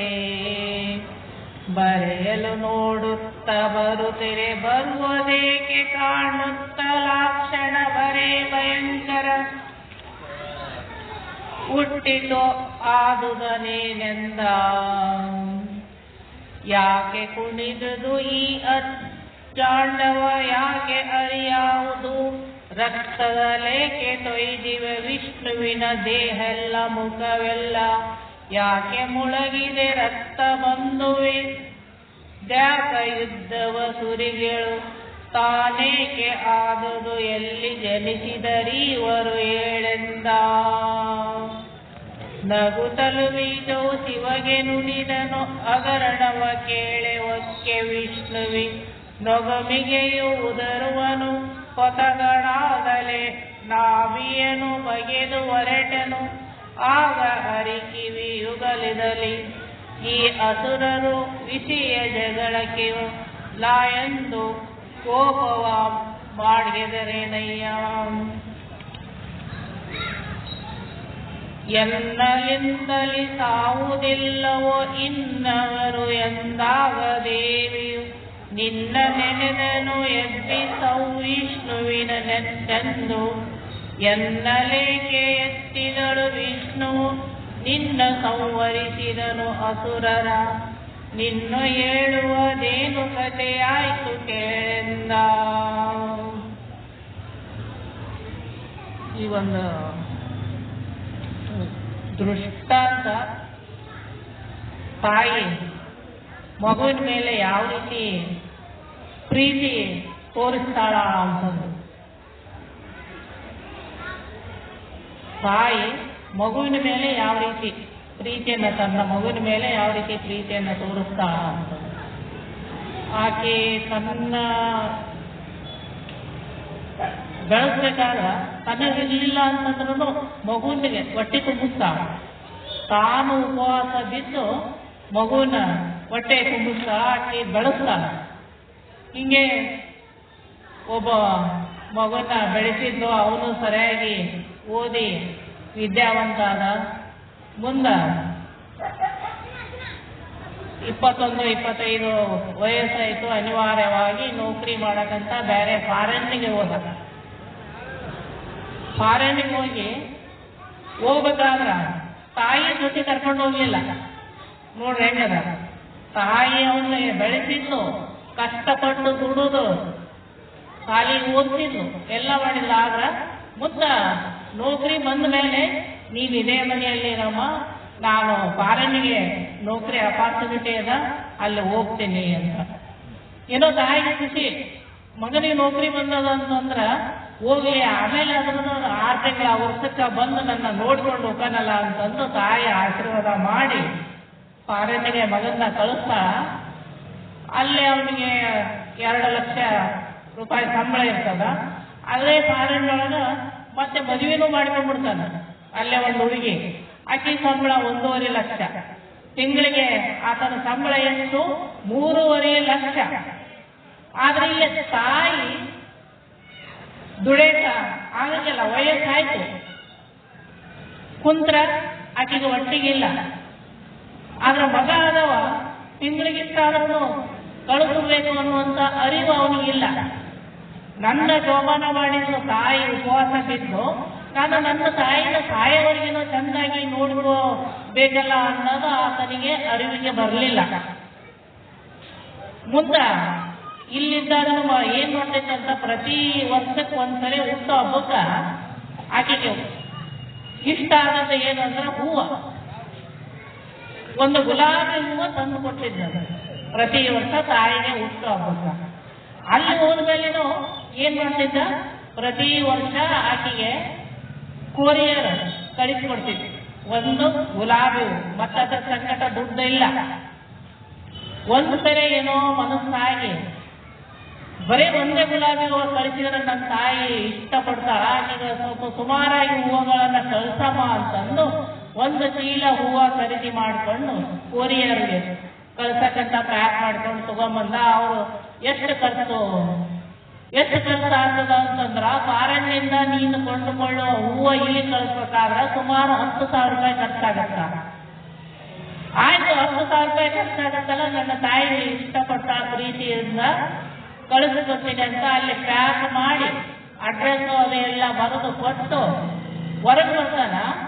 ಹೊರಗ ಒಂದು ಮಗು ಭಿಕ್ಷೆ ಬೆಳೆಸಿರ್ತದ. ಏನು, ಆ ಮಗುವಿಗೆ ತಾಯಿ ಕೊಟ್ಟಿರ್ತಾಳ. ಆ ಮಗುನ ಏನ್ ಮಾಡ್ತದ, ಪ್ರೀತಿಯಿಂದ ಒಂದು ಹೂವು ತಂದು ಕೊಟ್ಟಿರ್ತಾಳ ಬರ್ತಡೇಗೆ. ಇವು ಕೈ ಜೋಡಿಸಿ ಆ ಮಗು ಈ ತರ ಕೇಳ್ತಾ, ಏನಂತ, ನನ್ನ ತಾಯಿಗೆ ನಾನು ಹೆಂಗರ ಮಾಡಿ 10 ರೂಪಾಯಿ ಭಿಕ್ಷೆ ಬೇಡಿ 1 ಗುಲಾಬಿ ಹೂವು ಒಯ್ದು ಕೊಡ್ಬೇಕು. ಆಕೆ ಇಷ್ಟಪಡ್ತಾ, ಖುಷಿ ಪಡ್ತಾ, ಆಕೆಗೆ ನಾನು 1 ಗುಲಾಬಿ ಹೂ ಕೊಡ್ಲೇಬೇಕು. ಆಯ್ತು, ನನ್ನ ತಾಯಿಗೆ 10,000 ರೂಪಾಯಿ ಕೊಟ್ಟು ನಾವು ಹೂ ಕಳ್ಸಕತ್ತೀನಿ, ಈ ಮಗು 1 ಗುಲಾಬಿ ಹೂವು ಬೇಕಂತ ಕೇಳ್ತದಲ್ಲ, ಅವು ಎಷ್ಟಮ್ಮ ಅಂದ್ರೆ 10 ರೂಪಾಯಿ ಕೊಟ್ಟರು ಸಾಕು, ನಾವು 1 ಹೂವು ತಗೊಂಡು ನನ್ನ ತಾಯಿಗೆ ಮುಟ್ಟಿಸ್ತೀನಿ. ಬರೀ 10 ರೂಪಾಯಿ ಬೇಡಮ್ಮ, 100 ರೂಪಾಯಿ ತಗೋ ಅಂತಂದು ಜೇಬಿನಾಗಿಂದ ತಗೊಂಡು 100 ರೂಪಾಯಿ ಕೊಡೋದ್ರೆ ಆ ಮಗು ತಗೊಂಡಲ್ಲ. ನನಗೆ ಬೇಕಾಗಿದ್ದು 10 ರೂಪಾಯಿ. ಆ 10 ರೂಪಾಯಿ ಕೊಟ್ರೆ ನಾನು 1 ಗುಲಾಬಿ ತಗೊಂಡು ಹೋಗ್ತೀನಿ ಅಂತಂದು ಆ 10 ರೂಪಾಯಿ ಹಿಡ್ಕೊಂಡು ಗುಲಾಬಿ ಕೊಂಡ್ಕೊಂಡು ಅದನ್ನ ಕೈಯಾಗಿ ಇಟ್ಕೊಂಡು ಖುಷಿಲೇ ಓಡ್ತಿರ್ತದ. ಈ ಮಗು ಎಷ್ಟು ಖುಷಿ ಪಡ್ಬೇಕ, ಖುಷಿಲಿಂದ ಓಡ್ತದ ಅಂತಂದ್ರ ಎಲ್ಲಿ ಹೋಗ್ತಾಳ ನೋಡ್ಬೇಕು ಅಂದ್ರ ಆ ಮಗುವಿನ ತಾಯಿ ಸತ್ತಿರ್ತದ. ಎಲ್ಲೇ ಆ ಮಗು ಸ್ಮಶಾನಕ್ಕೆ ಓಡ್ತಿರ್ತಾಳ. ಇನ್ನು ಏನ್ ಮಾಡ್ತಾನ, ಆ ಮಗುವಿನಿಂದ ಓಡ್ತಾನ ಎಲ್ಲಿ ಹೋಗಿ ನಿಂತಿರ್ತದ ಮಗು? ಸ್ಮಶಾನದಲ್ಲಿ. ತನ್ನ ತಾಯಿಯನ್ನ ಎಲ್ಲೇ ಸ್ಮಶಾನದೊಳಗ ಒಣ್ಣು ಮಾಡಿ ಮುಚ್ಚಿರ್ತಾರ ಅಲ್ಲೇ ಹೋಗಿ ಆ ಗುಲಾಬಿ ಬಿಟ್ಟು ನಮಸ್ಕಾರ ಮಾಡಿ ಆ ಮಗು ಖುಷಿಲೇ ನಾನು ಪ್ರತಿ ವರ್ಷ ಯಾವ ರೀತಿ ನಿನಗೆ ಒಂದು ಹೂವು ಅರ್ಪಣೆ ಮಾಡ್ತಿದ್ದೆ, ಈ ವರ್ಷನೂ ನಾನು ಭಿಕ್ಷೆ ಬೇಡಿ ಏನ್ ಮಾಡೀನಿ ಅದು ತಂದಿನಿ ನಾನು. ಆಗ ಮುಂದೆ ನಾನು ದೊಡ್ಡವಳಾದ ಮೇಲೆ ಕೆಲಸ ಮಾಡಿ ನಿನಗೆ ನಾನು ಹೂವನ್ನು ಅರ್ಪಣೆ ಮಾಡ್ತೀನಿ. ಈ ವರ್ಷ ಮಂಗಳೂರು ಭಿಕ್ಷೆ ಬೇಡ ತಂದೀನಿ ಅಂತಂದ ನನ್ನ ಬೈಕೋಬೇಡಮ್ಮ ಅಂತ ತನ್ನ ಮನಸ್ಸಿನಲ್ಲಿ ಅನ್ಕೊಂಡದ್ದನ್ನು ದೂರ್ಲಿಂದ ಆತ ನೋಡ್ತಿರ್ತಾನ. ಅಯ್ಯೋ, ನಾನು ನನ್ನ ತಾಯಿಗೆ 10,000 ರೂಪಾಯಿ ಕೊಟ್ಟು ಅಲ್ಲಿ ಕೊರಿಯರ್ ಮಾಡೋದು ಹೂವು ಹೇಳಿನಿ. ಅದೇ ನಾನು ಜೀವಂತದಳ ನನ್ನ ತಾಯಿ, ಸ್ವತಃ ನಾನು ಹೋಗಿ ಆಕೆಗೆ ಹೂವನ್ನು ಮುಗಿಸಿದ್ರೆ ಎಷ್ಟು ಖುಷಿ ಪಡ್ತಾಳ. ಈ ಮಗು ಸತ್ತ ಎಣಕ ಇಷ್ಟೊಂದು ತನ್ನ ಪ್ರೀತಿಯನ್ನು ತೋರ್ಸಕತ್ತಾಳ, ನಾನು ಜೀವಂತ ಇರೋ ತಾಯಿಗೆ ಪ್ರೀತಿಯನ್ನು ತೋರಿಸ್ತಾ ಇಲ್ಲ ಅಂತಂದು ಅಲ್ಲೇ ಅದ ಏನು ಕೊರಿಯರ್ ಮಾಡಕ್ ಹೇಳಿದ್ದ ಅದು ಕ್ಯಾನ್ಸಲ್ ಮಾಡಿಕೊಂಡು ಏನ್ ಮಾಡ್ತಾನ, ನಾವು ತಾನೇ ಸ್ವತಃ ಹೂವುಗಳನ್ನು ತಗೊಂಡು ತಾಯಿ ಹತ್ರ ಬರ್ತಾಳ ಮನೆಗೆ.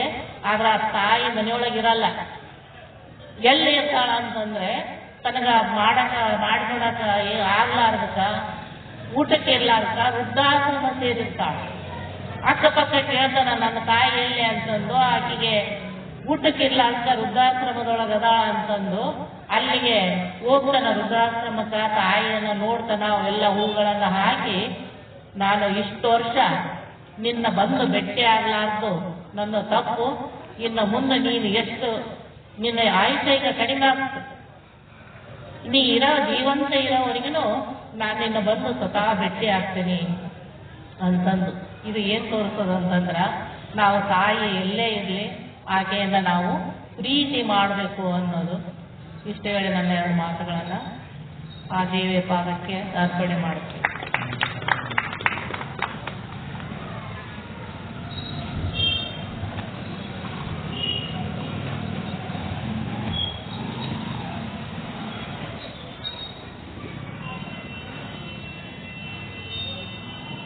ಅವ್ರ ಊರೊಳಗ ಅವ್ರ ಮನೆಯೊಳಗೂ ದೇವಿ ಪುರಾಣ ನಡೆದಲ್ಲಿ. ನಾಳೆ ಊರಿಗೆ ಹೋಗ್ತಾರ ಅವ್ರು. ಇವತ್ತು ನಾಳೆ 2 ದಿವಸ ಅಟೆಂಡ್ ಆಗ್ತಾರೆ. ನಾಡನ್ನ ಚಿಕ್ಕನಾಗ ಹೋಗ್ಬಿಡ್ತಾರೆ ಊರಿಗೆ. ಆಮೇಲೆ ಸೂಟಿ ಮುಗಿದ್ಮೇಲೆ ಬರ್ತಾರೆ. ಅವರಿಗೆ ಸೂಟಿ ಬಂದವ.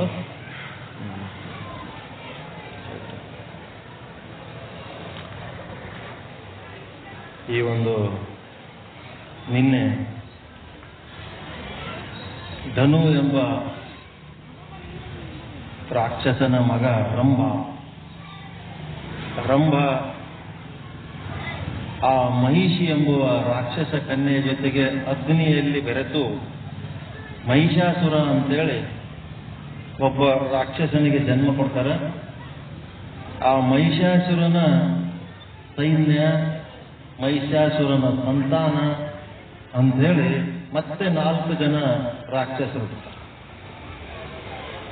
4 ಜನ ರಾಕ್ಷಸರ ಹೆಸರುಗಳು ಏನಂದ್ರ ರಸಿಲೋಮ, ಬಿಡಾಲ, ರುದಗ್ರ, ಚಕ್ಷುರ ಅಂತ. ಇವೆಲ್ಲ ಏನ್ ಹೆಸರುಗಳಿವು?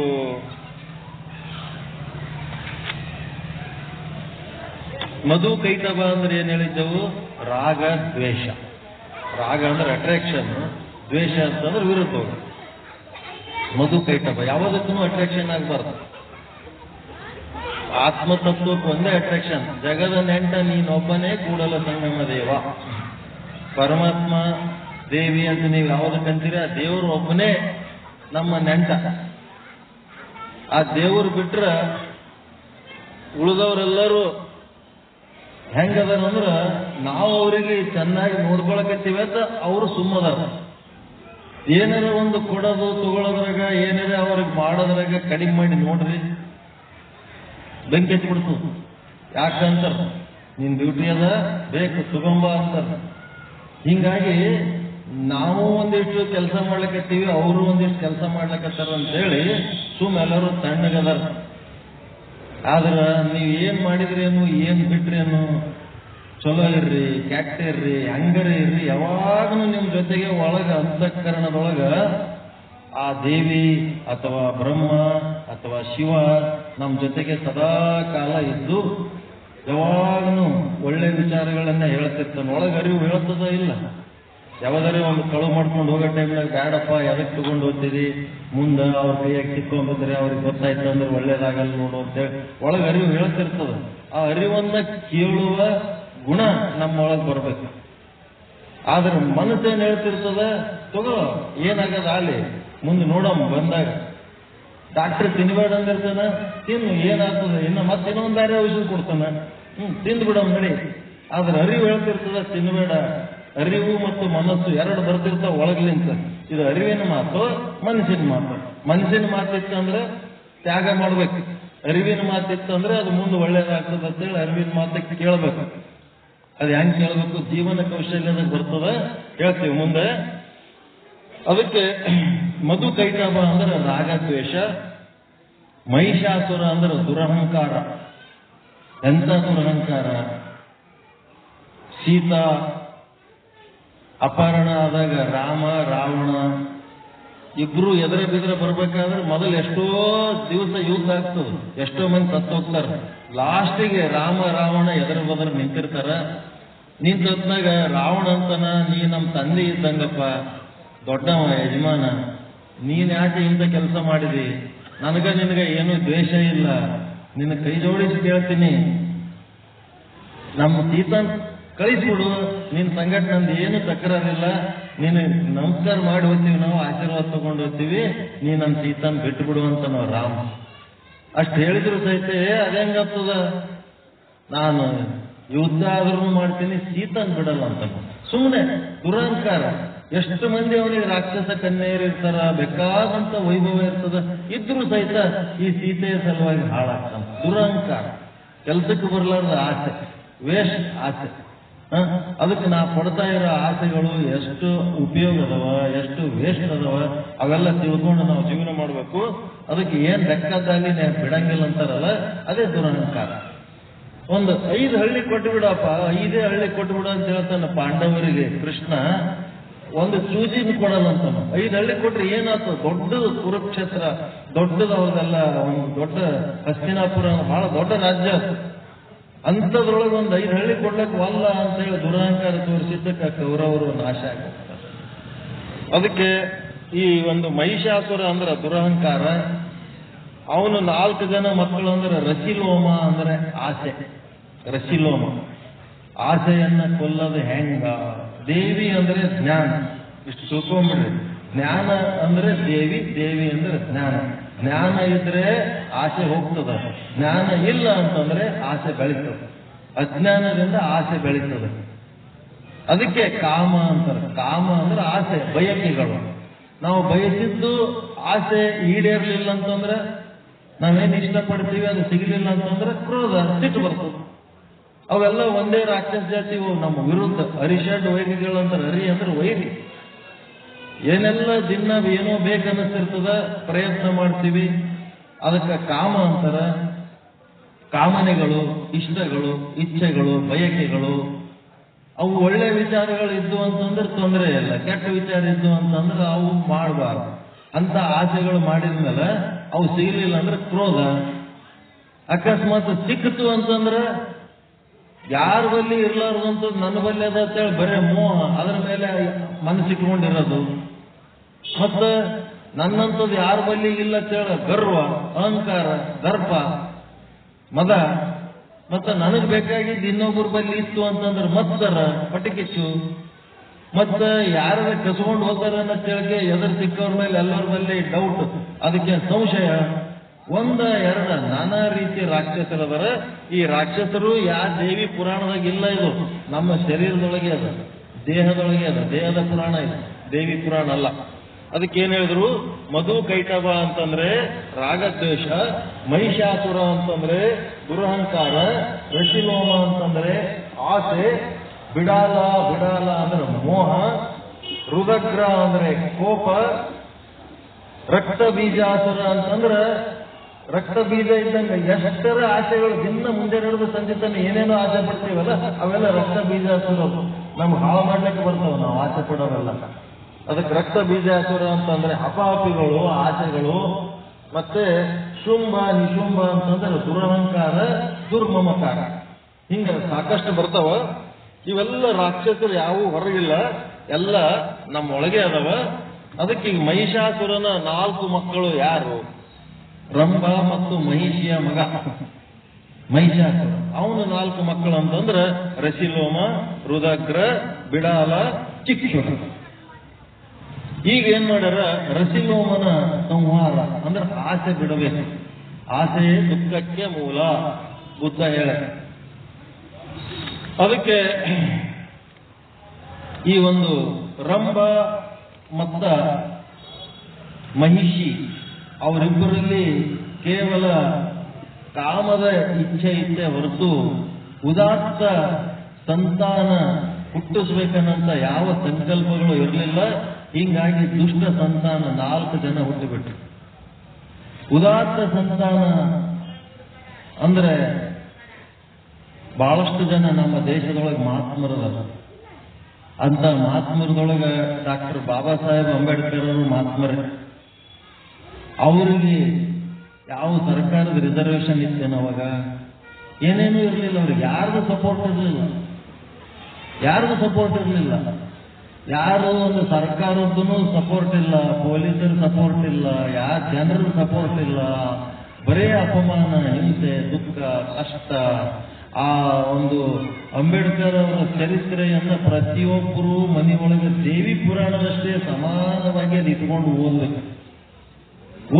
ಅವ್ರ ಜೀವನದೊಳಗೆ ಏನ್ ಕಷ್ಟಪಟ್ಟರು, ಅವ್ರು ಯಾವ ರೀತಿ ಆ ಅಪಮಾನಗಳನ್ನ ಮೆಟ್ಟಿ ನಿಂತು ಮೇಲೆ ಬಂದರು, ವಿಶ್ವಮಾನ್ಯ ಆದರು. ಅವೆಲ್ಲ ಕಲಿಬೇಕು ನಾವು. ಬರೇ ಸ್ವಾತಂತ್ರ್ಯ ದಿನಾಚರಣೆ ದಿವಸ ಯಾವಾಗಾರ ಒಂದು ಫೋಟೋ ಇಟ್ಟು ಪೂಜಾ ಮಾಡಿ ಅಂಬೇಡ್ಕರ್ ಅಂದ್ರ ಮೂರ್ತಿ ಎಲ್ಲರ ಚೌಕನಾಗಿಟ್ರೆ ಆಗಂಗಿಲ್ಲ. ಒಳಗೆ ಬರ್ಬೇಕು ಅಂಬೇಡ್ಕರ್. ಆ ಅಂಬೇಡ್ಕರ್ನ ತತ್ವಗಳು ನಮ್ಮ ಒಳಗೆ ಬರ್ಬೇಕು. ಪ್ರತಿಯೊಬ್ಬರು ಅವುಗಳನ್ನು ಅರ್ಥ ಮಾಡ್ಕೋಬೇಕು. ಪ್ರತಿಯೊಬ್ಬರು ಅರ್ಥ ಮಾಡಿಕೊಂಡು ಅವ್ರು ಯಾವ ರೀತಿ ಈ ಅನ್ಯಾಯಗಳನ್ನು ಎದುರಿಸಿದರು, ಆ ಮೂಢನಂಬಿಕೆಗಳನ್ನು ಎದುರಿಸಿದರು, ಯಾವ ರೀತಿ ಅವರು ಧರ್ಮಾತ್ಮ ಆದರು, ಅವೆಲ್ಲನೂ ನಾವು ಅಳವಡಿಸ್ಕೋಬೇಕು, ಓದ್ಬೇಕು. ಅವು ಓದಿದ್ರೆ ಕಣ್ಣ ನೀರು ಬರ್ತಿರ್ತಾವ. ಅವ್ರಂಗ ನಮಗೆ ಏನಾರ ಆಯ್ತು ಅಂದ್ರೆ ಒಬ್ರಿಗೊಬ್ರು ಗೌರವದಿಂದ ಅದಿಬೇಕ ಚಲೋ ಆಗ್ಯಾರ. ಅಕಸ್ಮಾತ್ ಅಂಬೇಡ್ಕರ್ ಆದಂತ ಒಂದು ಸಣ್ಣ ಅಪಮಾನ ನಮ್ಗೆ ಏನಾರ ಆಯ್ತು ಅಂದ್ರೆ ಊರ್ಲ ಹಾಕೊಂಡು ಸಾಯಂಗಾಗ್ಬಿಡ್ತು. ಅಷ್ಟು ಕಷ್ಟಪಟ್ಟರು. ಕಷ್ಟಪಟ್ಟದ್ದು ಸಾಮಾನ್ಯ ಅಲ್ಲ. ಉತ್ತಮ ಸಂತಾನ, ಉದಾತ್ತ ಸಂತಾನ. ಅವರ ತಂದೆ ತಾಯಿಗಳು ಕಷ್ಟಪಟ್ಟು ನಮಗಿದ್ದ ಕಷ್ಟ ನಮ್ಮ ಮಕ್ಕಳಿಗೆ ಇರಬಾರ್ದಪ್ಪ, ಚೆನ್ನಾಗಿ ಬೆಳಿಬೇಕು ಅಂತೇಳಿ ಅವರೊಂದು ಒಳ್ಳೆ ವಿಚಾರ ಇಟ್ಟು ಮಕ್ಕಳನ್ನ ಎತ್ತಾಗ ಇಂಥ ಮಕ್ಕಳು ಹುಟ್ಟುತ್ತಾರೆ. ಮಹಾತ್ಮ ಗಾಂಧಿ ಅವರ ಪ್ರಸಂಗ ಹೇಳ್ತೀನಿ.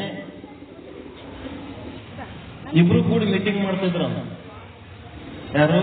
ಮಹಾತ್ಮ ಗಾಂಧಿ ಮತ್ತೆ ಅಂಬೇಡ್ಕರ್ ಹಿಂಗ್ ಮ್ಯಾಲ್ ಕುಂದಿರ್ತಿದ್ರು, ಜನರಿಗೆ ಕರ್ಕೊಂಡು ಮೀಟಿಂಗ್ ಮಾಡ್ತಿದ್ರು. ಇವ್ರಿಗೆ ಹೆಂಗಾದ್ರೂ ಚಂದ ಮಾಡ್ಬೇಕು, ಸಮಾಜದಾಗ ಇವ್ರಿಗೆ ಮ್ಯಾಲೆ ಹೆಂಗ್ ಎತ್ತಬೇಕಂತ ಇಬ್ರು ಮೀಟಿಂಗ್ ಮಾಡ್ತಿದ್ರು. ಮೀಟಿಂಗ್ ಮುಗಿದ್ಮೇಲೆ ಮಹಾತ್ಮ ಗಾಂಧಿದ ಟೈಮ್ ಆಗಿಬಿಡ್ತಿತ್ತು, ಎದ್ದು ಹೋಗ್ಬಿಡ್ತಿದ್ರು. ಮಹಾತ್ಮ ಗಾಂಧಿದ ಟೈಮ್ ಆದ್ಮೇಲೆ ಎದ್ದು ಹೋದ ಕೂಡ್ಲೇನೆ ಅಂಬೇಡ್ಕರ್ ಇನ್ನ ಒಂದು ಅರ್ಧ ತಾಸು 40 ನಿಮಿಷ ಜನರ ಜೊತೆಗೆ ಕೂತು ಮಾತಾಡ್ತಿದ್ರು. ಇನ್ನ ಮೀಟಿಂಗ್ ಮಾಡ್ತಿದ್ರು. ಹಂಗ್ ಮಾಡುವಾಗ ಏನಾಯ್ತು, ಅದು ಮಹಾತ್ಮ ಗಾಂಧಿ ಗೊತ್ತಾಯ್ತು. ಮಹಾತ್ಮ ಗಾಂಧಿ ಆದ್ಮೇಲೂ ಮತ್ತೊಂದು ಅರ್ಧ ಗಂಟೆ 3/4 ಗಂಟೆ ಅಂಬೇಡ್ಕರ್ ಅವರು ಈ ಜನರ ಜೊತೆಗೆ ಚರ್ಚೆ ಮಾಡ್ತಾರ. ಅದಕ್ಕೆ ಮಹಾತ್ಮ ಗಾಂಧಿ ಅಂದ್ರು, ಎಲ್ಲ ವಿಷಯಗಳನ್ನ ನಾವು ಇಬ್ರು ಇದ್ದಾಗೆ ಚರ್ಚೆ ಮಾಡಿರ್ತೀವಿ. ನಾ ಎದ್ದಾದ್ಮೇಲೆ ಏನ್ ಚರ್ಚೆ ಮಾಡ್ತೀವಿ ಇವರೆಲ್ಲರ ಜೊತೆಗೆ, ಮತ್ತಿನ್ನ ಏನ್ ವಿಷಯ ಇರ್ತದ ನನಗೆ ಒಂದ್ ಸ್ವಲ್ಪ ಹೇಳು. ಅವೆಲ್ಲ ಮನೆ ಮಕ್ಕಳು ಸುದ್ದಿಯಪ್ಪ, ನಮ್ಮದ್ ನಾವು ಒಳಗಿಂದೊಳಗೆ ಮಾತಾಡ್ಕೋಬೇಕಾಗ್ತದ. ಮನೆ ಮಕ್ಕಳು ಸುದ್ದಿ ಅಂತ ಅಂಬೇಡ್ಕರ್ ಹೇಳ್ತಾರ. ಅವಾಗ ಗಾಂಧೀಜಿ ಅಂತಾರ,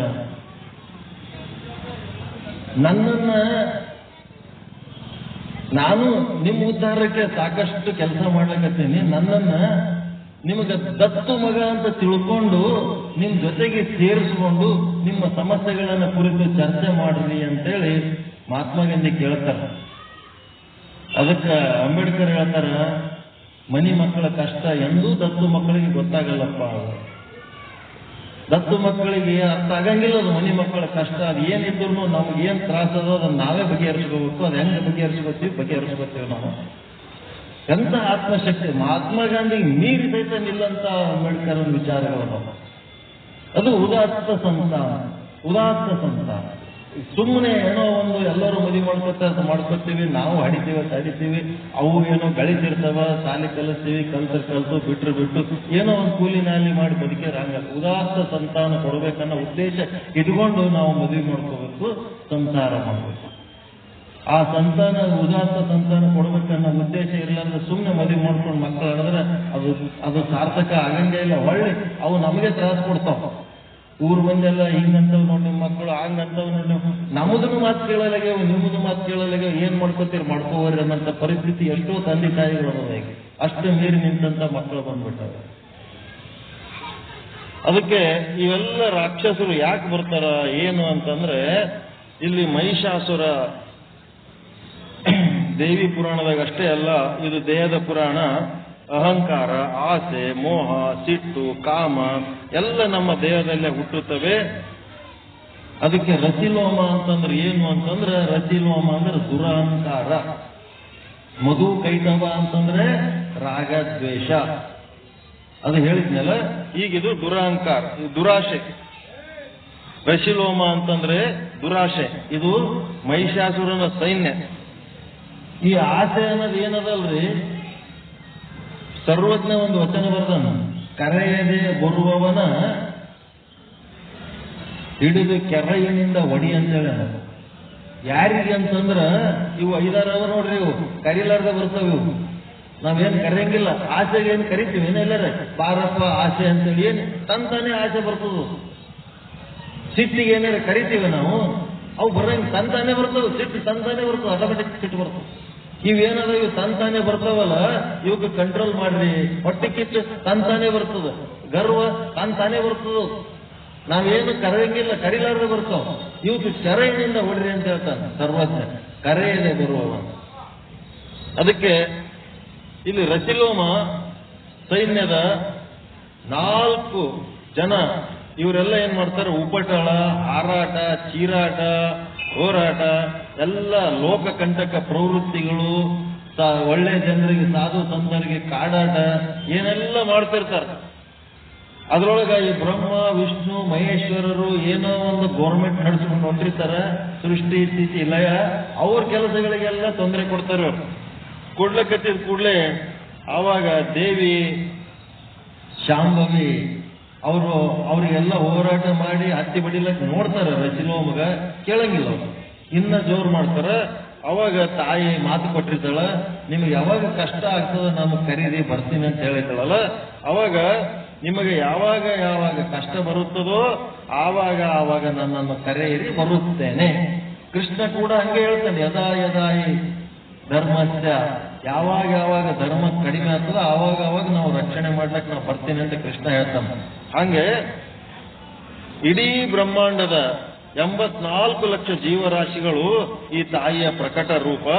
ಶಿವ ಶಕ್ತಿ, ಬ್ರಹ್ಮ ಪ್ರಕೃತಿಯರ ಲೀಲೆ, ಈ ಪ್ರಪಂಚ ಅದನ್ನೇ ಜಗತ್ತು ಅಂತಾರೆ. ಇಲ್ಲಿ ಒಂದು ಕಾರ್ಯ ಆಗ್ಬೇಕಾದ್ರೆ 5 ಐಟಮ್ ಬೇಕಾಗ್ತಾವ. ಈ ಜಗತ್ತು ಸೃಷ್ಟಿ ಆಗ್ಬೇಕಾದ್ರೆ 5 ಐಟಮ್ ಬೇಕಾಗ್ತಾವ. ಇದನ್ನೊಂದು ಸ್ವಲ್ಪ ತಿಳ್ಕೊಳ್ಳಿ. ಏನಂದ್ರೆ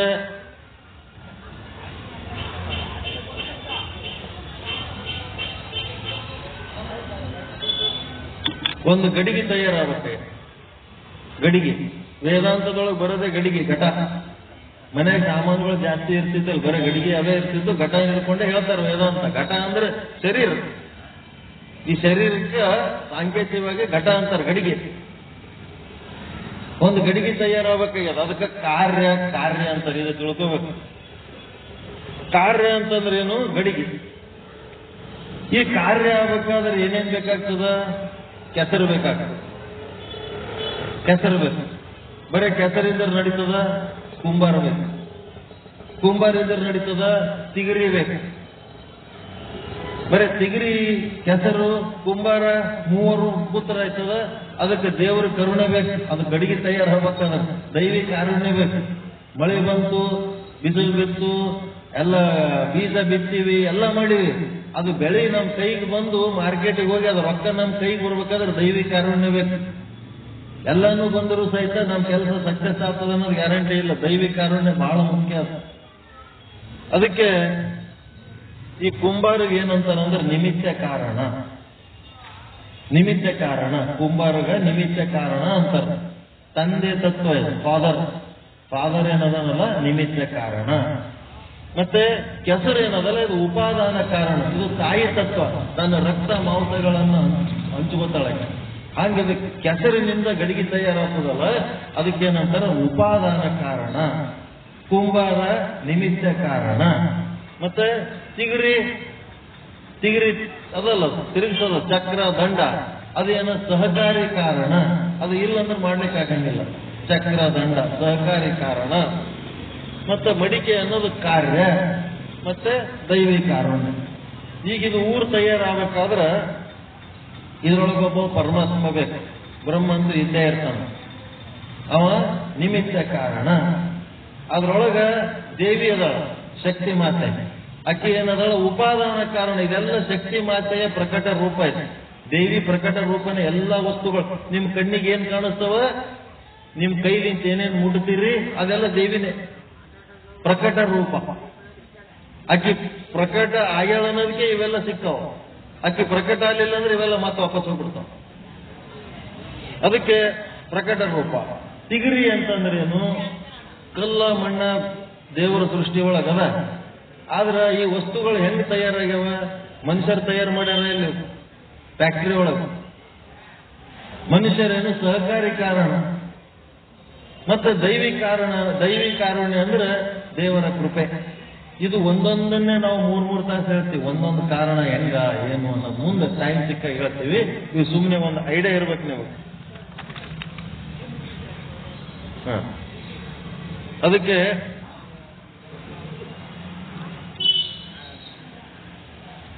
ಈ ದೇವಿ ಮತ್ತ ಶಿವ ಹೆಂಗದಾರ ಅಂತಂದ್ರ, ಅವರಿಬ್ರು ಹೆಂಗಿರ್ತಾರ ಅಂತಂದ್ರ, ಅವರಿಬ್ರದ್ದು ಸಂಬಂಧ ಹೆಂಗದ ಅಂತಂದ್ರ, ಈಗ ನಾನು ಮಾತು ಹೇಳಕತ್ತೀನಿ ನಿಮ್ಗೆ ಕೇಳಿಸ್ಲಕತ್ತದಲ್ಲ, ಅದಕ್ಕೇನಂತಾರ ಶಬ್ದ ಅಂತಾರ. ಶಬ್ದ ಬರೀ ಶಬ್ದ ಇತ್ತಂದ್ರೆ ನೀವ್ ಹಿಂಗ್ ಕುಂದಿರ್ತಿದ್ದಿಲ್ಲ. ಅದ್ರೊಳಗೆ ಒಂದು ಅರ್ಥ ಅದ. ಶಬ್ದ ಅರ್ಥ ಅಲ್ಲ, ಅರ್ಥ ಶಬ್ದ ಅಲ್ಲ.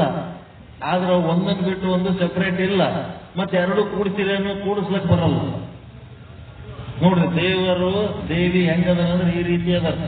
ಶಬ್ದ ಅರ್ಥ ಇದ್ದಂಗ ಬ್ರಹ್ಮ ಅಥವಾ ಪ್ರಕೃತಿ, ಬ್ರಹ್ಮ ಪ್ರಕೃತಿ ಅಥವಾ ಶಿವ ಶಕ್ತಿ ಅಂತೇನ್ ಅಂತಿರಲ್ಲ, ಇವರಿಬ್ರು ಹೆಂಗದರ ಅಂತಂದ್ರ ಶಬ್ದ ಮತ್ತು ಅರ್ಥ ಇದ್ದಂಗದರ. ಶಬ್ದದ ಜೊತೆಗೆ ಅರ್ಥ. ಇಂಥ ಸಂಬಂಧಕ್ಕೆ ಏನಂತಾರಂದ್ರ ಅವಿನಾಭಾವ ಸಂಬಂಧ. ಅವ್ರ ಸಕ್ಸಸ್ಫುಲ್ ರಿಲೇಷನ್ ಯಾಕದ ಅಂತಂದ್ರ ಅವಿನಾಭಾವ ಸಂಬಂಧ. ಶಬ್ದಕ್ಕೆ ಅರ್ಥಕ್ಕೆ ಬಿಡಿಸ್ಲಕ್ ಬರ್ತದೇನ್ರಿ? ಶಬ್ದಕ್ಕೆ ಅರ್ಥಕ್ಕೆ ಸೆಪರೇಟ್ ಮಾಡ್ಲಿಕ್ಕೆ ಬರ್ತದೇನು? ಬರಲ್ಲ. ಮತ್ತ ಅವೆರಡು ಕಲಿಸ್ಲಿಕ್ಕೆ ಬರ್ತದೇನು? ಬರಲ್ಲ. ಜೊತೆಯಾಗಿ ಅದಾವ. ಬಿಡಿಸಿ ಬೇರಾಗದ, ಬೆರೆಸಿ ಒಂದಾಗದ ಸಂಬಂಧ.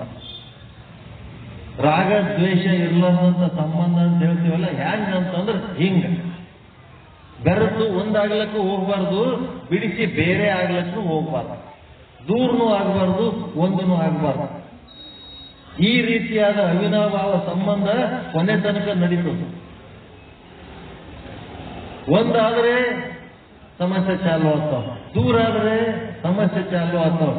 ಶಬ್ದ ಅರ್ಥ ಹೆಂಗೆ ಜೊತೆಯಾಗ್ಯದವ, ಹಿಂಗೆ ಜೊತೆಯಾಗಿರ್ಬೇಕು. ಇದು ಅವಿನಾಭಾವ ಸಂಬಂಧ. ಇದು ತತ್ವಜ್ಞಾನ ಹೈಯೆಸ್ಟ್ ಲೆವೆಲ್. ಇದು ಯಾವ ರೀತಿ ನಮ್ಮ ಜೀವನ ಈ ಜಗತ್ತಿನಾಗ ಈ ಸಂಬಂಧಗಳು ಹೆಂಗೆ ಇಟ್ಕೊಂಡು ಹೋಗ್ಬೇಕನ್ನೋದ್ರ ಬಗ್ಗೆ ಇವೆಲ್ಲ ಚಿಂತನೆಗಳಿರ್ತವ. ಅದ್ರ ಬಗ್ಗೆ ಒಂದು ಸಣ್ಣ ಸ್ಯಾಂಪಲ್ ಕೊಟ್ಟಿವಿ ಅಷ್ಟೇ. ಅದಕ್ಕೆ ಬ್ರಹ್ಮ ವಿಷ್ಣು ಮಹೇಶ್ವರರು ಶ್ರೀದೇವಿಯನ್ನ ಕುರಿತು ತಪಸ್ಸು ಮಾಡುತ್ತಿದ್ದಾರೆ, ಪ್ರಾರ್ಥನೆ ಮಾಡುತ್ತಿದ್ದಾರೆ. ಅಮ್ಮ, ನೀನೇನು ಮಧು ಕೈಟವರ ಸಂಹಾರ ಮಾಡಿ ನಮ್ಮನ್ನು ರಕ್ಷಿಸಿ ನಿನ್ನ ಕೆಲಸಕ್ಕೆ ನೀನು ಹೋಗಿಬಿಟ್ಟೆ. ಆದರೆ ಈಗ ರಾಕ್ಷಸರು ಮತ್ತೊಂದು ಸೈನ್ಯ ಕಟ್ಟಿಕೊಂಡು ಜಗತ್ತಿನ ಮೇಲೆ ಆಕ್ರಮಣ ಮಾಡಿದ್ದಾರೆ. ಅವರ ಉಪಟಳ ಹೆಚ್ಚಾಗಿದೆ. ನಾವೆಲ್ಲ ಅವರ ಹಾರಾಟ, ಚೀರಾಟ, ಗಲಾಟೆಗಳಿಂದ ನೊಂದು ಬೆಂದಿದ್ದೇವೆ, ಸಾಕಾಗಿ ಹೋಗಿದೆ. ಯಾರ್ದು? ರತಿಲೋಮನ ಕಾಟ. ನಮ್ಮ ಆಸೆಗಳು ಏನೇನದವ ಅವುಗಳನ್ನ ಸ್ವಲ್ಪ ಸೆಪರೇಟ್ ಇಟ್ಟು ನೋಡಂತ ಗುಣ ಕಲಿಬೇಕು. ನಮಗಿವತ್ತು ಏನಾದ್ರು ತ್ರಾಸ ಆಗ್ಯದ ಅಂತಂದ್ರೆ ನಮ್ಮ ಆಸೆಗಳಿಂದ ತ್ರಾಸ ಆಗ್ಲಿಕ್ಕತ್ತು. ರತಿಲೋಮನ ಕಾಟ ತಿಳ್ಕೋಬೇಕು. ನಮ್ಮ ಮನಸ್ಸು ಏನನ್ನ ಆಸೆ ಪಡ್ಲಕತ್ತದ, ಅದು ಯೋಗ್ಯ ಅದು ಅಯೋಗ್ಯ ಅದು. ಅಯೋಗ್ಯವಾದ ಆಸೆಗಳು ಪಟ್ಟದಕ್ಕೆ ನಮ್ಗೆ ಏನಾಗ್ಲಕತ್ತದ? ದುಃಖ ಆಗ್ಲಕತ್ತದ. ಯೋಗ್ಯವಾದ ಆಸೆಗಳಿದ್ದು ಅಂತಂದ್ರೆ ಅದಕ್ಕೆ ಛಲ ಅಂತಾರ. ಅಯೋಗ್ಯವಾದ ಆಸೆಗಳಿದ್ರೆ ಅದಕ್ಕೆ ಹಠ ಅಂತಾರ. ಆ ಹಠದಿಂದ ಏನಾಗ್ಲಕತ್ತದ? ನಮ್ಗೆ ತ್ರಾಸ ಆಗ್ಲಕತ್ತದ. ನಮ್ಮ ಆಸೆಗಳೇ ನಮ್ಮ ದುಃಖಕ್ಕೆ ಕಾರಣ ಆಗ್ಯಾವ. ರತಿಲೋಮ ತಾಯಿಯನ್ನ ಕೇಳ್ತಾ ಇದ್ದಾನೆ. ತಾಯಿ ಅಂದ್ರೆ ಗುರು. ಈ ಬ್ರಹ್ಮ ವಿಷ್ಣು ರುದ್ರರು ಅಂತಂದ್ರೇನು? ಸ್ಥೂಲ ಶರೀರ, ಸೂಕ್ಷ್ಮ ಶರೀರ, ಕಾರಣ ಶರೀರ ಸಾಧನೆ ಮಾಡ್ಲಿಕ್ಕೆ ಬಂದವು. ಇವು ಮೂರು ಕೂಡಿ ಗುರುವಿಗೆ ಕೇಳಕತ್ತವ, ಏನ್ ಮಾಡ್ಬೇಕು? ಇದು ಆಸೆ ಅನ್ನೋದು ಒಳಗೆ ತುಂಬಿ ನಮಗ್ ಬಹಳ ತ್ರಾಸ ಮಾಡ್ಲಿಕ್ಕತ್ತದ. ಆಸೆ, ಈ ಆಸೆ ಕಾಟಕ್ಕೆ ಸಾಕಾಗಿ ಹೋಗಿವಿ, ನಮ್ಮನ್ನ ಕಾಪಾಡು ತಾಯಿ ಅಂತೇಳಿ ಆ ರಾಕ್ಷಸರನ್ನ ಸದೆ ಬೆಡೆಯಲು ನಮ್ಮಿಂದ ಆಗುತ್ತಿಲ್ಲ. ಆಸೆಯನ್ನ ಕಡಿಮೆ ಮಾಡ್ಕೊಳ್ಳಕ್ ನಮ್ಮ ಕಡೆಯಿಂದ ಆಗ್ತಾ ಇಲ್ಲ. ಆಧ್ಯಾತ್ಮಿಕವಾಗಿ ಅದು ದೇವಿ ಪುರಾಣದ ರಾಕ್ಷಸರು, ಬ್ರಹ್ಮ ವಿಷ್ಣು ರುದ್ರರ ಬಿಡ್ರಿ, ಆ ಶಬ್ದಗಳು ನಮ್ಮ ಮನಸ್ಸಿನ ಮೇಲೆ ತಗೋಬೇಕದು. ನಮ್ಮ ಆಸೆ ನಮ್ಗೆ ಸದೆ ಬಡಿಯಲಿಕ್ಕೆ ಆಗ್ತಾ ಇಲ್ಲ. ಅವರನ್ನೆಲ್ಲ ಶಿಕ್ಷಿಸಿ ನಮ್ಮನ್ನು ರಕ್ಷಿಸು ಬಾ ತಾಯಿ ಅಂತೇಳಿ ಪ್ರಾರ್ಥನೆ ಮಾಡ್ಲಿಕ್ಕತ್ತಾರ. ಮಕ್ಕಳ ಆರ್ತನಾದ ಕೇಳಿದ ತಾಯಿ ತನ್ನ ಮಕ್ಕಳ ಸಂರಕ್ಷಣೆ ಮಾಡಲು ಧಾವಿಸಿ ಬರುತ್ತಿದ್ದಾಳೆ. ತಾಯಿ ಅಂದ್ರೆ ಜ್ಞಾನ, ಭಗವಂತನ ಜ್ಞಾನ. ನಾವೆಲ್ಲ ಆಕೆಯ ಮಕ್ಕಳೇ. ಆಕೆಯ ಮಗುವಿಗೆ ಸುಮ್ಮನೆ ಹಾಲು ಕುಡಿಸಲ್ಲ. ಯಾವಾಗ ತಾಯಿ ಎಂದೂ ಸುಮ್ಮನೆ ಕೂಸ ಆಡ್ಲಕತ್ತಿತ್ತಂದ್ರೆ ಬಿಟ್ಬಿಡ್ತಾಳೆ, ಎಡತಕ್ಕ ಆಡಲಕ್ಕ. ಅದು ಹತ್ರ ಮಾತ್ರ ಬಂದು ಹಾಲು ಕುಡಿಸ್ತಾಳೆ. ಹಳ್ಳಿಲ್ಲ ಅಂತಂದ್ರೆ ಅದ್ರ ಪಾಡಿಗೆ ಅದಕ್ಕೆ ಆಡ್ಲಕ್ ಬಿಟ್ಟು ತನ್ನ ಕೆಲಸ ತಾ ಮಾಡ್ತಿರ್ತಾಳೆ. ಅದೇ ರೀತಿ ನನ್ನ ಕರೀರಿ, ನಾ ಬರ್ತೇನೆ, ಕರಿಲಾರ್ದೆ ಬರಂಗಿಲ್ಲ ಅಷ್ಟೇ. ಹಾಗಾಗಿ ದೇವಿ ವಿಚಾರದ. ಅದಕ್ಕೆ ಏನಾಯ್ತು, ದಿನದ 24 ಗಂಟೆಗಳದಾವ. ಒಂದ್ ದಿವಸಕ್ಕೆ ಎಷ್ಟದಾವ? 24 ಗಂಟೆಗಳದಾವ. 24 ಗಂಟೆ ನೀವೇನ್ ಮಾಡ್ಬೇಕು? 1 ಗಂಟೆ ಒಳಗೆ ಎಷ್ಟು ನಿಮಿಷ ಅದಾವ? 59 ನಿಮಿಷ ಅದಾವ. 59 ನಿಮಿಷ ನಿಮ್ ಸಂಸಾರಕ್ಕೆ ಬಳಸ್ರಿ. 1 ನಿಮಿಷ, 1 ತಾಸಿಗೆ 1 ನಿಮಿಷ. 24 ಗಂಟೆಗೆ ಎಷ್ಟು ನಿಮಿಷ ಆಗ್ತದ? 1 ತಾಸಿಗೆ 1 ನಿಮಿಷ ಆದ್ರೆ 24 ನಿಮಿಷ. 24 ನಿಮಿಷಕ್ಕೆ ಏನಂತಾರೆ? ಒಂದು ಗಳಿಗೆ ಅಂತಾರೆ. ಒಂದು ಗಳಿಗೆ 2.5 ಗಳಿಗೆ ಅಂತಂದ್ರೆ 1 ತಾಸು, 60 ನಿಮಿಷ ಆಗ್ತದೆ. ಅದಕ್ಕೆ 1 ಗಳಿಗೆ ಏನ್ ಮಾಡ್ಬೇಕು? ದೇವಿ ಪುರಾಣ ಹಿಡ್ಕೊಂಡು ಕನ್ನಡದಾಗ ಓದಿ. ಎದಕ್ಕ? ಅಮ್ಮ ರಕ್ಷಿಸು ಬಾ ಅಂತ ಕರೀರಿ, ತಾಯಿನ ಕರೀರಿ. ಆ ಕೆಲಸ ನೀವು ಮಾಡಬೇಕು. ಪ್ರತಿನಿತ್ಯ ಬೆಳಗ್ಗೆ ಎದ್ದು ಚಂದ ಸ್ನಾನ ಮಾಡಿ ಒಂದಿಷ್ಟು ವಿಭೂತಿ ಹಚ್ಕೊಂಡು, ಜಗಲಿ ಮೇಲೆ ಒಂದಿಷ್ಟು ದೀಪ ಹಚ್ಚಿ, ಒಂದು ದೇವಿ ತಗೊಂಡು 24 ನಿಮಿಷ ಕುಂತು ನಿಮ್ಮ ಕಡೆಯಿಂದ ಕನ್ನಡದಾಗ ಓದ್ರಿ. ಓದಿ ಮತ್ತೆ ಮುಚ್ಚಿಡ್ರಿ. ಮತ್ತೆ ಮರುದಿನ ಮತ್ತೊಂದು 24 ನಿಮಿಷ. ಒಂದೇ ಸಲ 24 ನಿಮಿಷ ಅಷ್ಟು ಟೈಮ್ ಇಲ್ರಿ ನಮ್ಗೆ. 10 ನಿಮಿಷ 2 ಸಾರಿ ಮಾಡ್ರಿ, ಬೆಳಿಗ್ಗೆ ಸಾಯಂಕಾಲ. ಒಟ್ಟು ಹೆಂಗರೆ ಮಾಡಿ ದೇವಿ ಕಡೆ ಮನಸ್ಸು ಹರಿಸ್ರಿ. ನೀವು ಆ ಕಡೆ ಹರಿಸಿದ್ರ ಆಕೆ ಓಡಿ ಬರ್ಲಿಕ್ಕೆ ತಯಾರದಳ. ನಾವು 1 ಹೆಜ್ಜೆ ಇಟ್ರಕ್ಕೆ 100 ಹೆಜ್ಜೆ ಇಡ್ತಾಳ. ನಾವು 1 ಹೆಜ್ಜೆ ಇಡೋದೇ ಕಠಿಣ ಆಗಿದೆ. ಅದು ಸಮಸ್ಯೆ. ಟೈಮ್ ಇಲ್ಲ ನಮ್ಗೆ, ಯಾಕಂದ್ರೆ ಬಹಳ ಕೆಲಸದಾಗ ಬಿಜಿ ಇದೆ. ದೇವರಿಗೆ ನೆನೆಸಷ್ಟು ಟೈಮ್ ಇಲ್ಲ ನಾವು. ಹಿಂಗಾಗಿಬಿಟ್ಟಿವಿ ನಾವು. ಅದಕ್ಕೆ ದಿನದ 24 ಗಂಟೆಗಳಲ್ಲಿ 1 ಗಳಿಗೆಯನ್ನಾದರೂ 60 ಗಳಿಗೆ ಅಂತಂದ್ರೆ 1 ದಿವಸ. ಅದಕ್ಕೆ 24 ನಿಮಿಷ ಅಂದ್ರೆ 1 ಗಳಿಗೆ. ಹಗಲು 30 ಗಳಿಗೆ, ರಾತ್ರಿ 30 ಗಳಿಗೆ ಅದಾವ. 60 ಗಳಿಗೆ ಒಳಗೆ 59 ಗಳಿಗೆ ನೀವೇ ಏನಾರ ಮಾಡ್ಕೋರಿ, 1 ಗಳಿಗೆ ದೇವಿಗೆ ಕೊಡ್ರಿ. ಅದಕ್ಕೆ ಇಲ್ಲಿ ಬದುಕು ಇದನ್ನ ಪಾರಾಯಣ ಮಾಡಿದ್ರೆ ಅಂದ್ರ ಸುಖ, ಶಾಂತಿ, ನೆಮ್ಮದಿ, ಸಮೃದ್ಧಿಗಳಿಂದ ತುಂಬಿ ತುಳುತ್ತದೆ. ಸಂಸಾರ ಹಗುರವಾಗಿ ನಡೀತದೆ, ಆರಾಮಾಗಿ ನಡೀತದೆ. ನಮ್ಮ ಸಂಸಾರ ಹಗುರವಾಗಿ ನಡಿಬೇಕು, ಆರಾಮಾಗಿ ನಡಿಬೇಕು. ಆ ಸಂಸಾರ ನಮಗೆ ಭಾರ ಆಗಬಾರ್ದು. ಆನಂದವಾಗಿ ತಂದು ತಾನು ನಡೀತಿರ್ಬೇಕು. ನಮ್ಮ ಎರಡು ಮಕ್ಕಳು ಹೆಂಗ್ ಹುಟ್ಟಿದ್ವು, ಹೆಂಗ್ ಬೆಳೆದು, ಹೆಂಗ್ ನಾವು ಮತ್ತೆ ಆರಾಮದೀವಿ. ಅವ್ರತಾವ ಓದ್ಕೊತ ಹೋಗಿ ಏನೋ ಒಂದು ದೊಡ್ಡ ಲೆಕ್ಕದಾಗ ಹೋಗ್ಬಿಟ್ರು. ಇಲ್ಲ ಅಂತಂದ್ರೆ ನಮ್ಮ ಮುಂದೆ ತಿಂದಿರ್ತಾವ.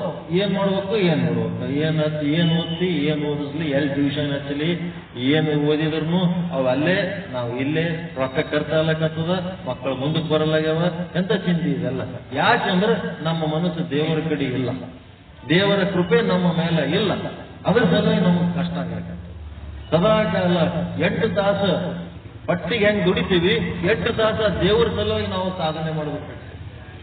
ರಾತ್ರಿ ಓದ್ತೀವಿ, ಅಡಿಗೆ ಮಾಡ್ಕೊಳಕ್ ಟೈಮ್ ಇರಲ್ಲ, ಎಲ್ಲ ರೊಟ್ಟಿ ಕೇಂದ್ರ ಏನೋ ಒಂದು ತಿಂದು ಹೋಗಿ ಮಕ್ಕೋತೀವಿ. ಮುಂಜಾನೆ ಮತ್ತೆ ನಾ 3:30ಗೆ ಹೇಳ್ಬೇಕು, 5:30 6:30 7:30 ತನಕ ನಮ್ಮ ಪ್ರವಚನ ಹೇಳೋದಿರ್ತದೆ. ಅದು ಮುಗಿಸ್ಕೊಂಡ್ಮೇಲೆ 9ಕ್ಕೆ ಕಾಲೇಜ್ನಾಗ ಇರ್ಬೇಕು. ಸಂಜೆಗೆ 5:30 6ಕ್ಕೆ ಬರೋದ್ರಾಗೆ ಮತ್ತೆ ಇಂಥವೆಲ್ಲ ಏನಾರು ಹಚ್ಕೊಂಡಿರ್ತೀವಿ ಅಲ್ಲಿ ಇಲ್ಲಿ ಹೋಗೋ. ಮತ್ತೆ ರಾತ್ರಿ 10 11 12 1 ತನಕ ನಮ್ಮ ನಿದ್ದೆ ಇಲ್ಲ.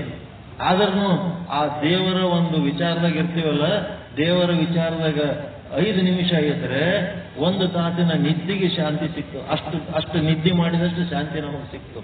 ನಿದ್ದೆ ಯಾವಾಗ ಮಾಡ್ತೀವಿ? ನಿದ್ದೆ ಮಾಡೋದೇ ಬೇಕಾಗಿಲ್ಲ ನಮಗೆ. ದೇವತೆಗಳು ಎಂದೂ ನಿದ್ರೆ ಮಾಡಂಗಿಲ್ಲ. ದೇವತೆಗಳು ಯಾಕೆ ನಿದ್ರೆ ಮಾಡಂಗಿಲ್ಲ ಅಂತಂದ್ರೆ ಅವರಿಗೆ ಆ ಜಗತ್ ಕಲ್ಯಾಣ ಕೆಲಸ ಮಾಡೋದ್ರಾಗೆ ಅವ್ರಿಗೆ ಶಾಂತಿ ಸಿಗ್ತದ. ಆ ಶಾಂತಿಲಿಂತ ನಿದ್ರೆ ಲಾಭ ಅನುಭವಿಸ್ತಾರೆ. ಅದಕ್ಕೆ ಇಲ್ಲೇನದ, ಪ್ರತಿ ಸಲ ನಮ್ಮ ಜೀವನದಾಗ ಕಷ್ಟಗಳು ಬಹಳ ಎದುರಾಗ್ತವೆ. ಯಾಕಂತಂದ್ರೆ ನಮ್ಮ ಮನಸ್ಸು ದೇವರ ಕಡೆ ಇಲ್ಲ. ಪೈಸಾ ಮೇರ ಪರಮಾತ್ಮ, ಎಲ್ಲರೂ ರೊಕ್ಕಕ್ಕೆ ಬೆನ್ನತ್ತಿ ಬಿಟ್ಟಿವಿ. ರೊಕ್ಕನೇ ದೇವರಾಗ್ಬಿಟ್ಟು. ಪತ್ನಿ ಮೇರ ಗುರು, ಯಾರು ನಮ್ಮ ಗುರುಗಳು ಅಂತಂದ್ರೆ ನನ್ನ ಹೆಂಡತಿನೇ ನನ್ನ ಗುರು. ಯಾರು ಹೇಳಿದ್ರು ಕೇಳಂಗಿಲ್ಲ, ಯಾವ ಗುರುಗಳು ಹೇಳಿದ್ರು ಕೇಳಂಗಿಲ್ಲ. ಹೆಂಡತಿಗೆ ಒತ್ತಿ ಕೇಳ್ತಾರೆ, ಏನೇನು ತರ್ಬೇಕೆ, ಏನಾರ ಮಾಡ್ಬೇಕೆ, ಅವ್ರು ಆದೇಶ ಮಾಡ್ತಿರ್ತಾರ, ಇವ್ರು ಕೇಳ್ತಿರ್ತಾರ, ಅಷ್ಟೇ. ಅದೇ ಕೆಲಸ, ಅದೇ ಒಂದು. ಹೆಂಡತಿನೇ ಗುರು ಆಗಿಬಿಟ್ಟಾಳ. ಬಚ್ಚೆ ಸಾರೇ ಸಾಧು ಸಂತ್, ನನ್ನ ಮಕ್ಕಳೇ ಸಾಧು ಸಂತರು ಇದ್ದಂಗ ಅದಾವ, ಅವ್ರನ್ನೇ ಸೇವೆ ಮಾಡ್ಕೊತಿರ್ತೀವಿ.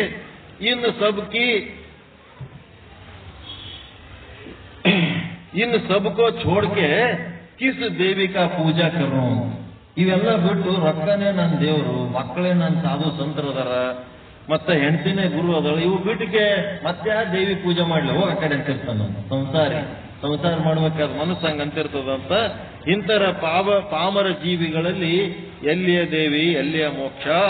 ಏನೆಲ್ಲ ಮಾಡಲು ಮಾತನಾಡಲು ಕೆಲಸವಿದೆ, ಕೆಲಸಕ್ಕೆ ಸಮಯವಿದೆ, ಆದರೆ ದೇವಿ ಪೂಜೆ ಪಾರಾಯಣಗಳಿಗೆ ಸಮಯವಿಲ್ಲ. ಅದಕ್ಕೆ ಪ್ರಭುದೇವರು ಹೇಳ್ತಾರ, ಪನ್ನಿಗಾಗಿ ಸತ್ತವರು ಕೋಟಿ, ಹೆಣ್ಣಿಗಾಗಿ ಸತ್ತವರು ಕೋಟಿ, ಮಣ್ಣಿಗಾಗಿ ಸತ್ತವರು ಕೋಟಿ, ನಿನಗಾಗಿ ಸತ್ತವರನ್ನೊಬ್ಬರನ್ನೂ ಕಾಣೆ ಗುಹೇಶ್ವರ ಅಂತ. ಒಬ್ರು ಅದರ ಸಲುವಾಗಿ ಪ್ರಯತ್ನ ಇಲ್ಲ. ಯಾಕೆ ಹೀಗಾಗ್ತಿದೆ ಅಂತಂದ್ರೆ ಮಲೀನ ಮನಸ್ಸು ಸ್ವಚ್ಛ ಇಲ್ಲ. ಮಲೀನ ಅಂತಃಕರಣ, ಚಂಚಲ ಅಂತಃಕರಣ, ಅಜ್ಞಾನದ ಕತ್ತಲೆಯಲ್ಲಿ ನಿಶಾಚರ ಪ್ರಾಣಿಗಳಾಗಿ ಬದುಕಿದ್ದೇವೆ. ಸದ್ಗುರುವಿನ ಬಳಿ ಹೋಗಿ ಸತ್ಯಶಾಸ್ತ್ರಗಳ ಶ್ರವಣ ಮಾಡಲು ಆಗ್ತಾ ಇಲ್ಲ. ಅಜ್ಞಾನ ನಾಶವಾಗುತ್ತಿಲ್ಲ. ಅಜ್ಞಾನ ಹೇಗೆ ನಾಶವಾಗುತ್ತದೆಯೋ ಹಾಗೆ ಒಳ್ಳೆಯ ಜ್ಞಾನದ ಆಲೋಚನೆಗಳು ಬರ್ತವೆ. ನಮ್ಮದು ಅಜ್ಞಾನ ನಾಶ ಮಾಡ್ಕೊಳ್ಳಿಲ್ಲ ಅಂತಂದ್ರೆ ಒಳ್ಳೆ ಆಲೋಚನೆ ಬಾ ಅಂದ್ರೆ ಹೆಂಗ್ ಬರ್ತದ? ಅದಕ್ಕೆ ಎಲ್ಲವೋ ರಸಿಲೋಮ, ಎಲ್ಲವೋ ರಾಕ್ಷಸ, ಎಲ್ಲವೋ ದೈತ್ಯ, ಎಲ್ಲವೋ ದುರುಳ ಅಂತೇಳಿ ಹಿಂಗೆಲ್ಲ ಅಂದು ಏನ್ ಮಾಡ್ತಾಳ ತಾಯಿ? ಆ ಒಂದು ರಸಿಲೋಮನನ್ನ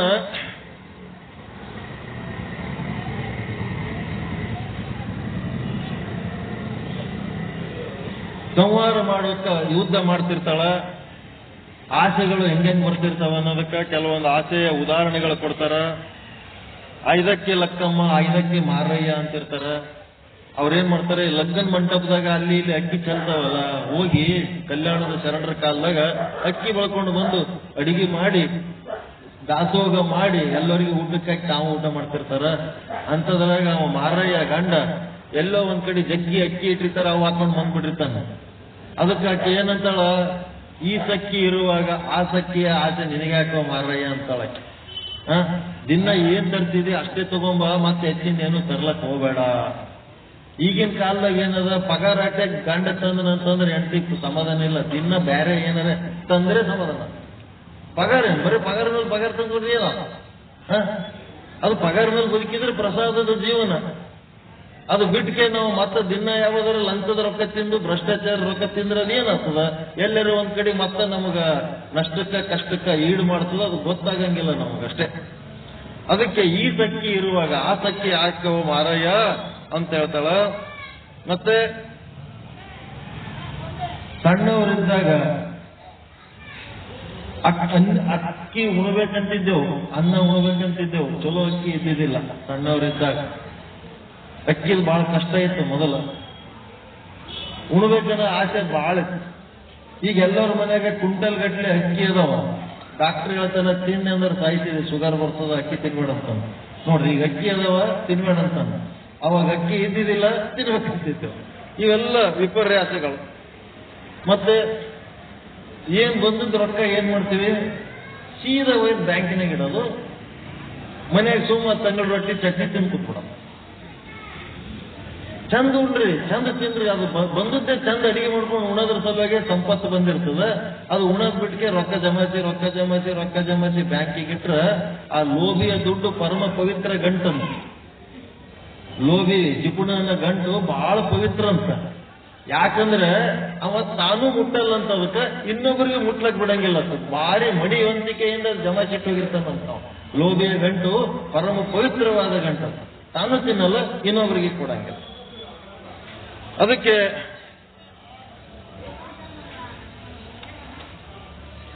ಕಡ್ಕೋಳ ಮಡಿವಾಳಪ್ಪನವ್ರು ಹೇಳ್ತಾರ, ಹಸಿದು ಬಂದಿದ್ದಾನೆ ಜಂಗಮ ಕುಸ್ತಿ ಕಾಳಗ ಮಾಡುವುದಕ್ಕಾಗಿ. ಕುಸ್ತಿ ಕಾಳಗ ಅಂದ್ರೆ ಊಟ ಮಾಡೋದಕ್ಕೆ ಬಂದಾನ, ಹಸಿದ ಬಂದಾನೆ ಜಂಗಮ. ಮುಂದಿನ ಮನೆಗೆ ಹೋಗು ಎನ್ನುವೆಯಲ್ಲ, ಹಸಿದು ಬಂದಾನ ಜಂಗಮ ಯೋಗಿ ಕುಸ್ತಿ ಕಾಳಗ ಮಾಡುವುದಕ್ಕಾಗಿ. ಮುಂದಿನ ಮನೆಗೆ ಹೋಗು ಎನ್ನುವೆಯಲ್ಲ, ನಿನಗೆ ಸದ್ಗತಿ ಹ್ಯಾಂಗ ಸಿಗಬೇಕು ಎಲೆ ಗೂಗಿ ಅಂತ ಕೇಳ್ತಾರೆ.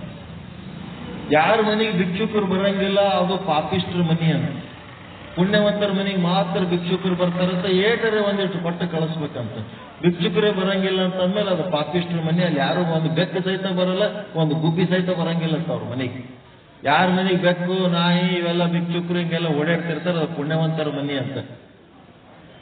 ಮತ್ತೆ ಬೆಳ್ಳ ಬೆಳತನ ಎಣಿಸಿದಿ ರೊಕ್ಕ ನಿನ್ನ ನೋಡಿ ಶಿವ ನಕ್ಕ ಅಂತ. ರೊಕ್ಕ ಎಣಿಸಿದ್ದು ಏನಾಯ್ತಪ್ಪ? ರೊಕ್ಕ ಜಮಾಸಿಟ್ಟು ಬೆಳ್ಳ ಬೆಳತನ ಎಣಿಸಿದಿ ರೊಕ್ಕ ನಿನ್ನ ನೋಡಿ ಶಿವ ನಕ್ಕ, ರಾತ್ರಿ ಮನೆಯಾಗ ಕಳ್ಳ ಹೊಕ್ಕ. ರೊಕ್ಕ ಜಾಸ್ತಿ ಇದ್ರೆ ಕಳ್ಳ ಹೋಗ್ಬಿಡ್ತಾನ. ಹೊರಗಿನ ಕಳ್ಳರೇ ಹೋಗ್ತಾನ, ಮನೆಯ ಕಳ್ಳರೇ ಹೋಗ್ತಾನ. ಹೊರಗಿನವರೇ ಕಳ್ಳ ಬರ್ತಾರೆ, ಮನೆಯವ್ರೇ ಕಳ್ಳ ಬರ್ತಾರೆ. ಹೆಂಡ್ರ ಮಕ್ಕಳರೇ ಹೊಡಿತಾರೆ, ಹೊರಗಿನವರೇ ಹೊಡಿತಾರೆ. ರೊಕ್ಕ ಜಾಸ್ತಿ ಇರ್ತಾರೆ, ಯಾರು ಹೊಡಿತಾರೆ? ಅದಕ್ಕೆ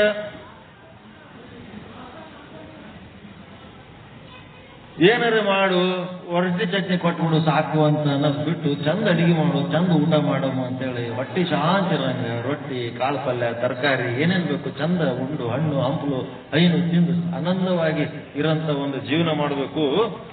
ಅದಕ್ಕೆ ರಸಿಲೋಮನ ಆಸೆ ಹೆಂಗಿರ್ತದ ಅನ್ನೋದ್ರ ಬಗ್ಗೆ, ಈ ಆಸೆಯ ಒಂದು ವಿಪರೀತ ಹೆಂಗಿರ್ತದ ಅನ್ನೋದ್ರ ಬಗ್ಗೆ, ಇದು ಆಸೆ ನಮ್ಮನ್ನು ಹೆಂಗೆ ಸರ್ವನಾಶ ಮಾಡ್ತದ ಅನ್ನೋದ್ರ ಬಗ್ಗೆ ನಾವು ನಾಳೆ ನವಲಗುಂದದ ನಾಗಲಿಂಗಜ್ಜವರು ಮತ್ತ ಅವರ ಶಿಷ್ಯ ಒಬ್ಬಾಕಿ ಶಂಕರಮ್ಮ ಅಂತಿರ್ತಾಳ, ಅವ್ರದ್ದೊಂದು ದೃಷ್ಟಾಂತ ಕೊಟ್ಟು ರಸಿಲೋಮನ ಸಂಹಾರ ಮಾಡೋಣ.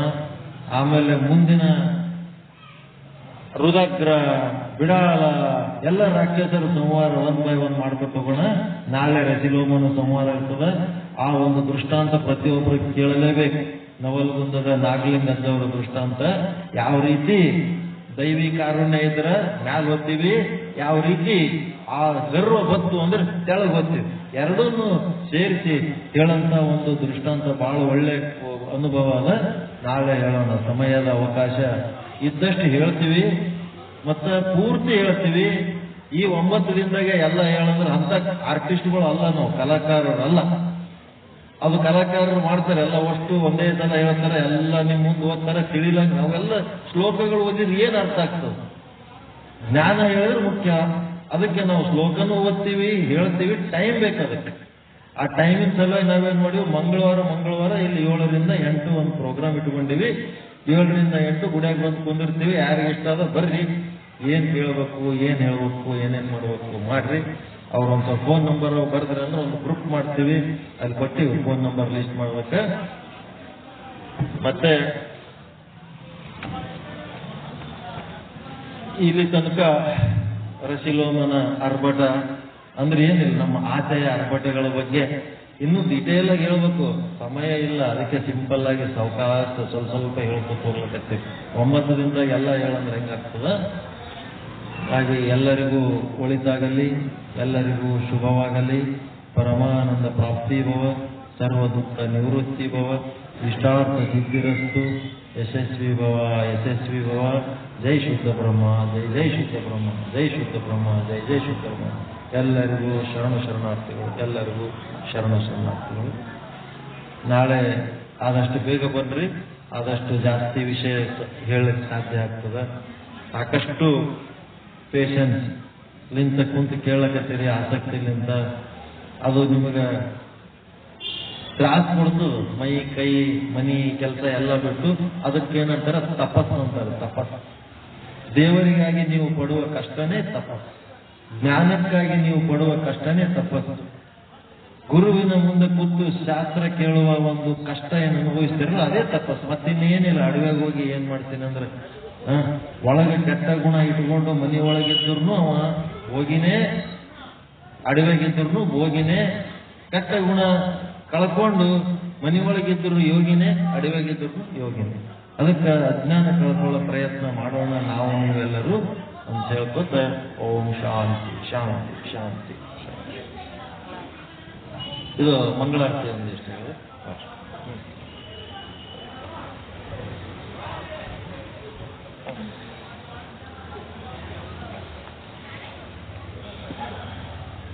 ಇದು 9 ದಿನ ನವರಾತ್ರಿಯಲ್ಲಿ ಇವತ್ತು 6ನೇ ದಿನ ಮುಗಿಸಿದೆ ನಾವು. ಇನ್ನು ಇರೋದು 5 ದಿವಸ,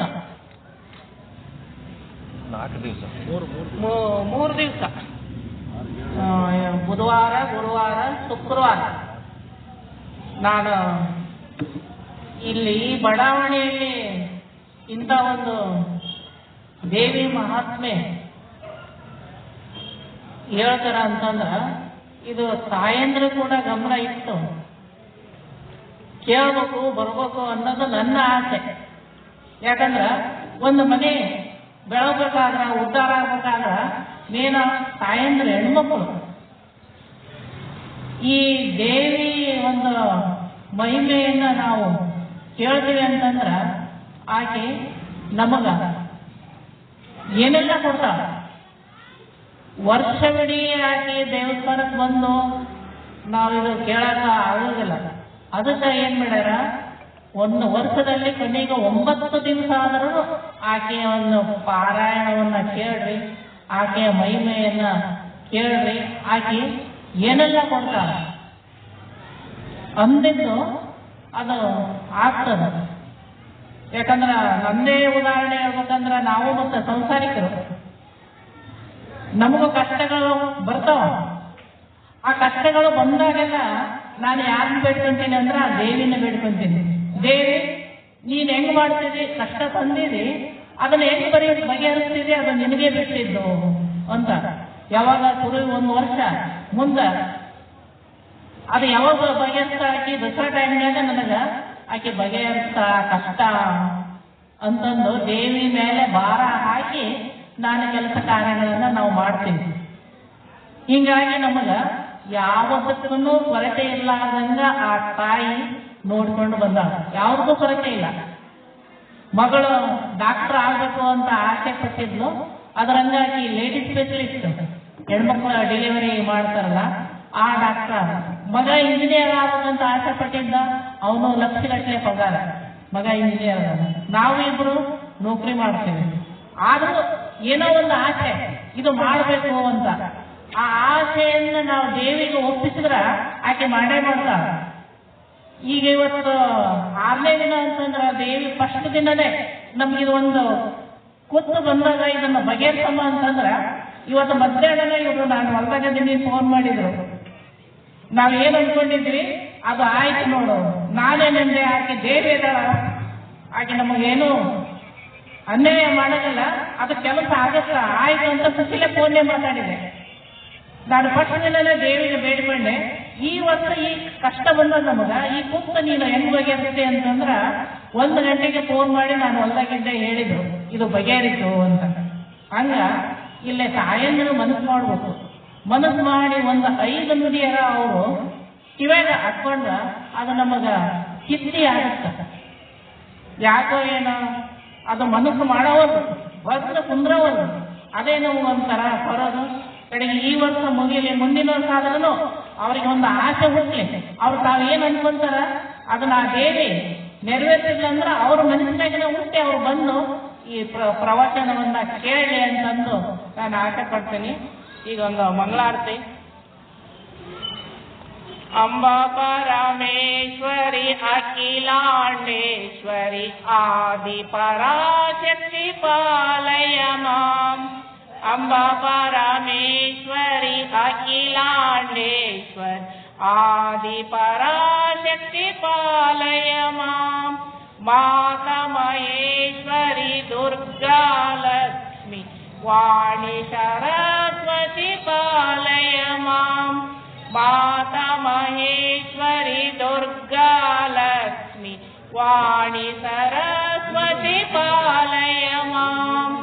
ಕಂಚಿ ಕಾಮಾಕ್ಷಿ ಮಧುರೆ ಮೀನಾಕ್ಷಿ ಕಾಶಿ ವಿಶಾಲಾಕ್ಷಿ ಪಾಲಯ ಮಾಂ.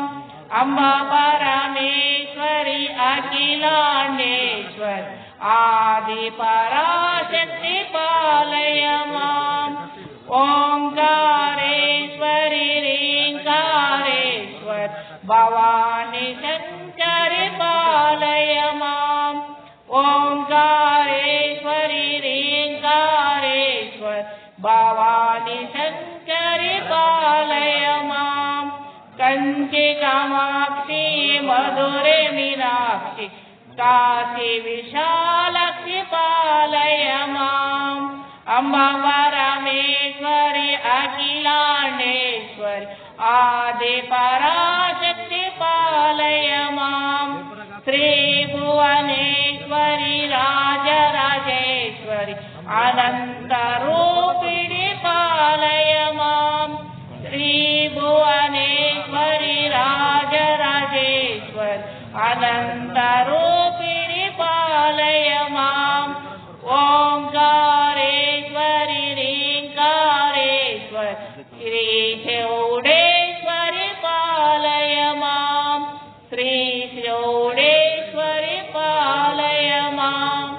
ಅಂಬಾ ಪರಮೇಶ್ವರಿ ಅಖಿಲಾಂಡೇಶ್ವರಿ ಆದಿ ಪರಾಶಕ್ತಿ ಪಾಲಯ ಮಾಂ.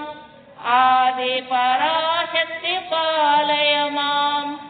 ಎಲ್ಲರಿಗೂ ಶರಣ ಶರಣಾರ್ಥಿಗಳು.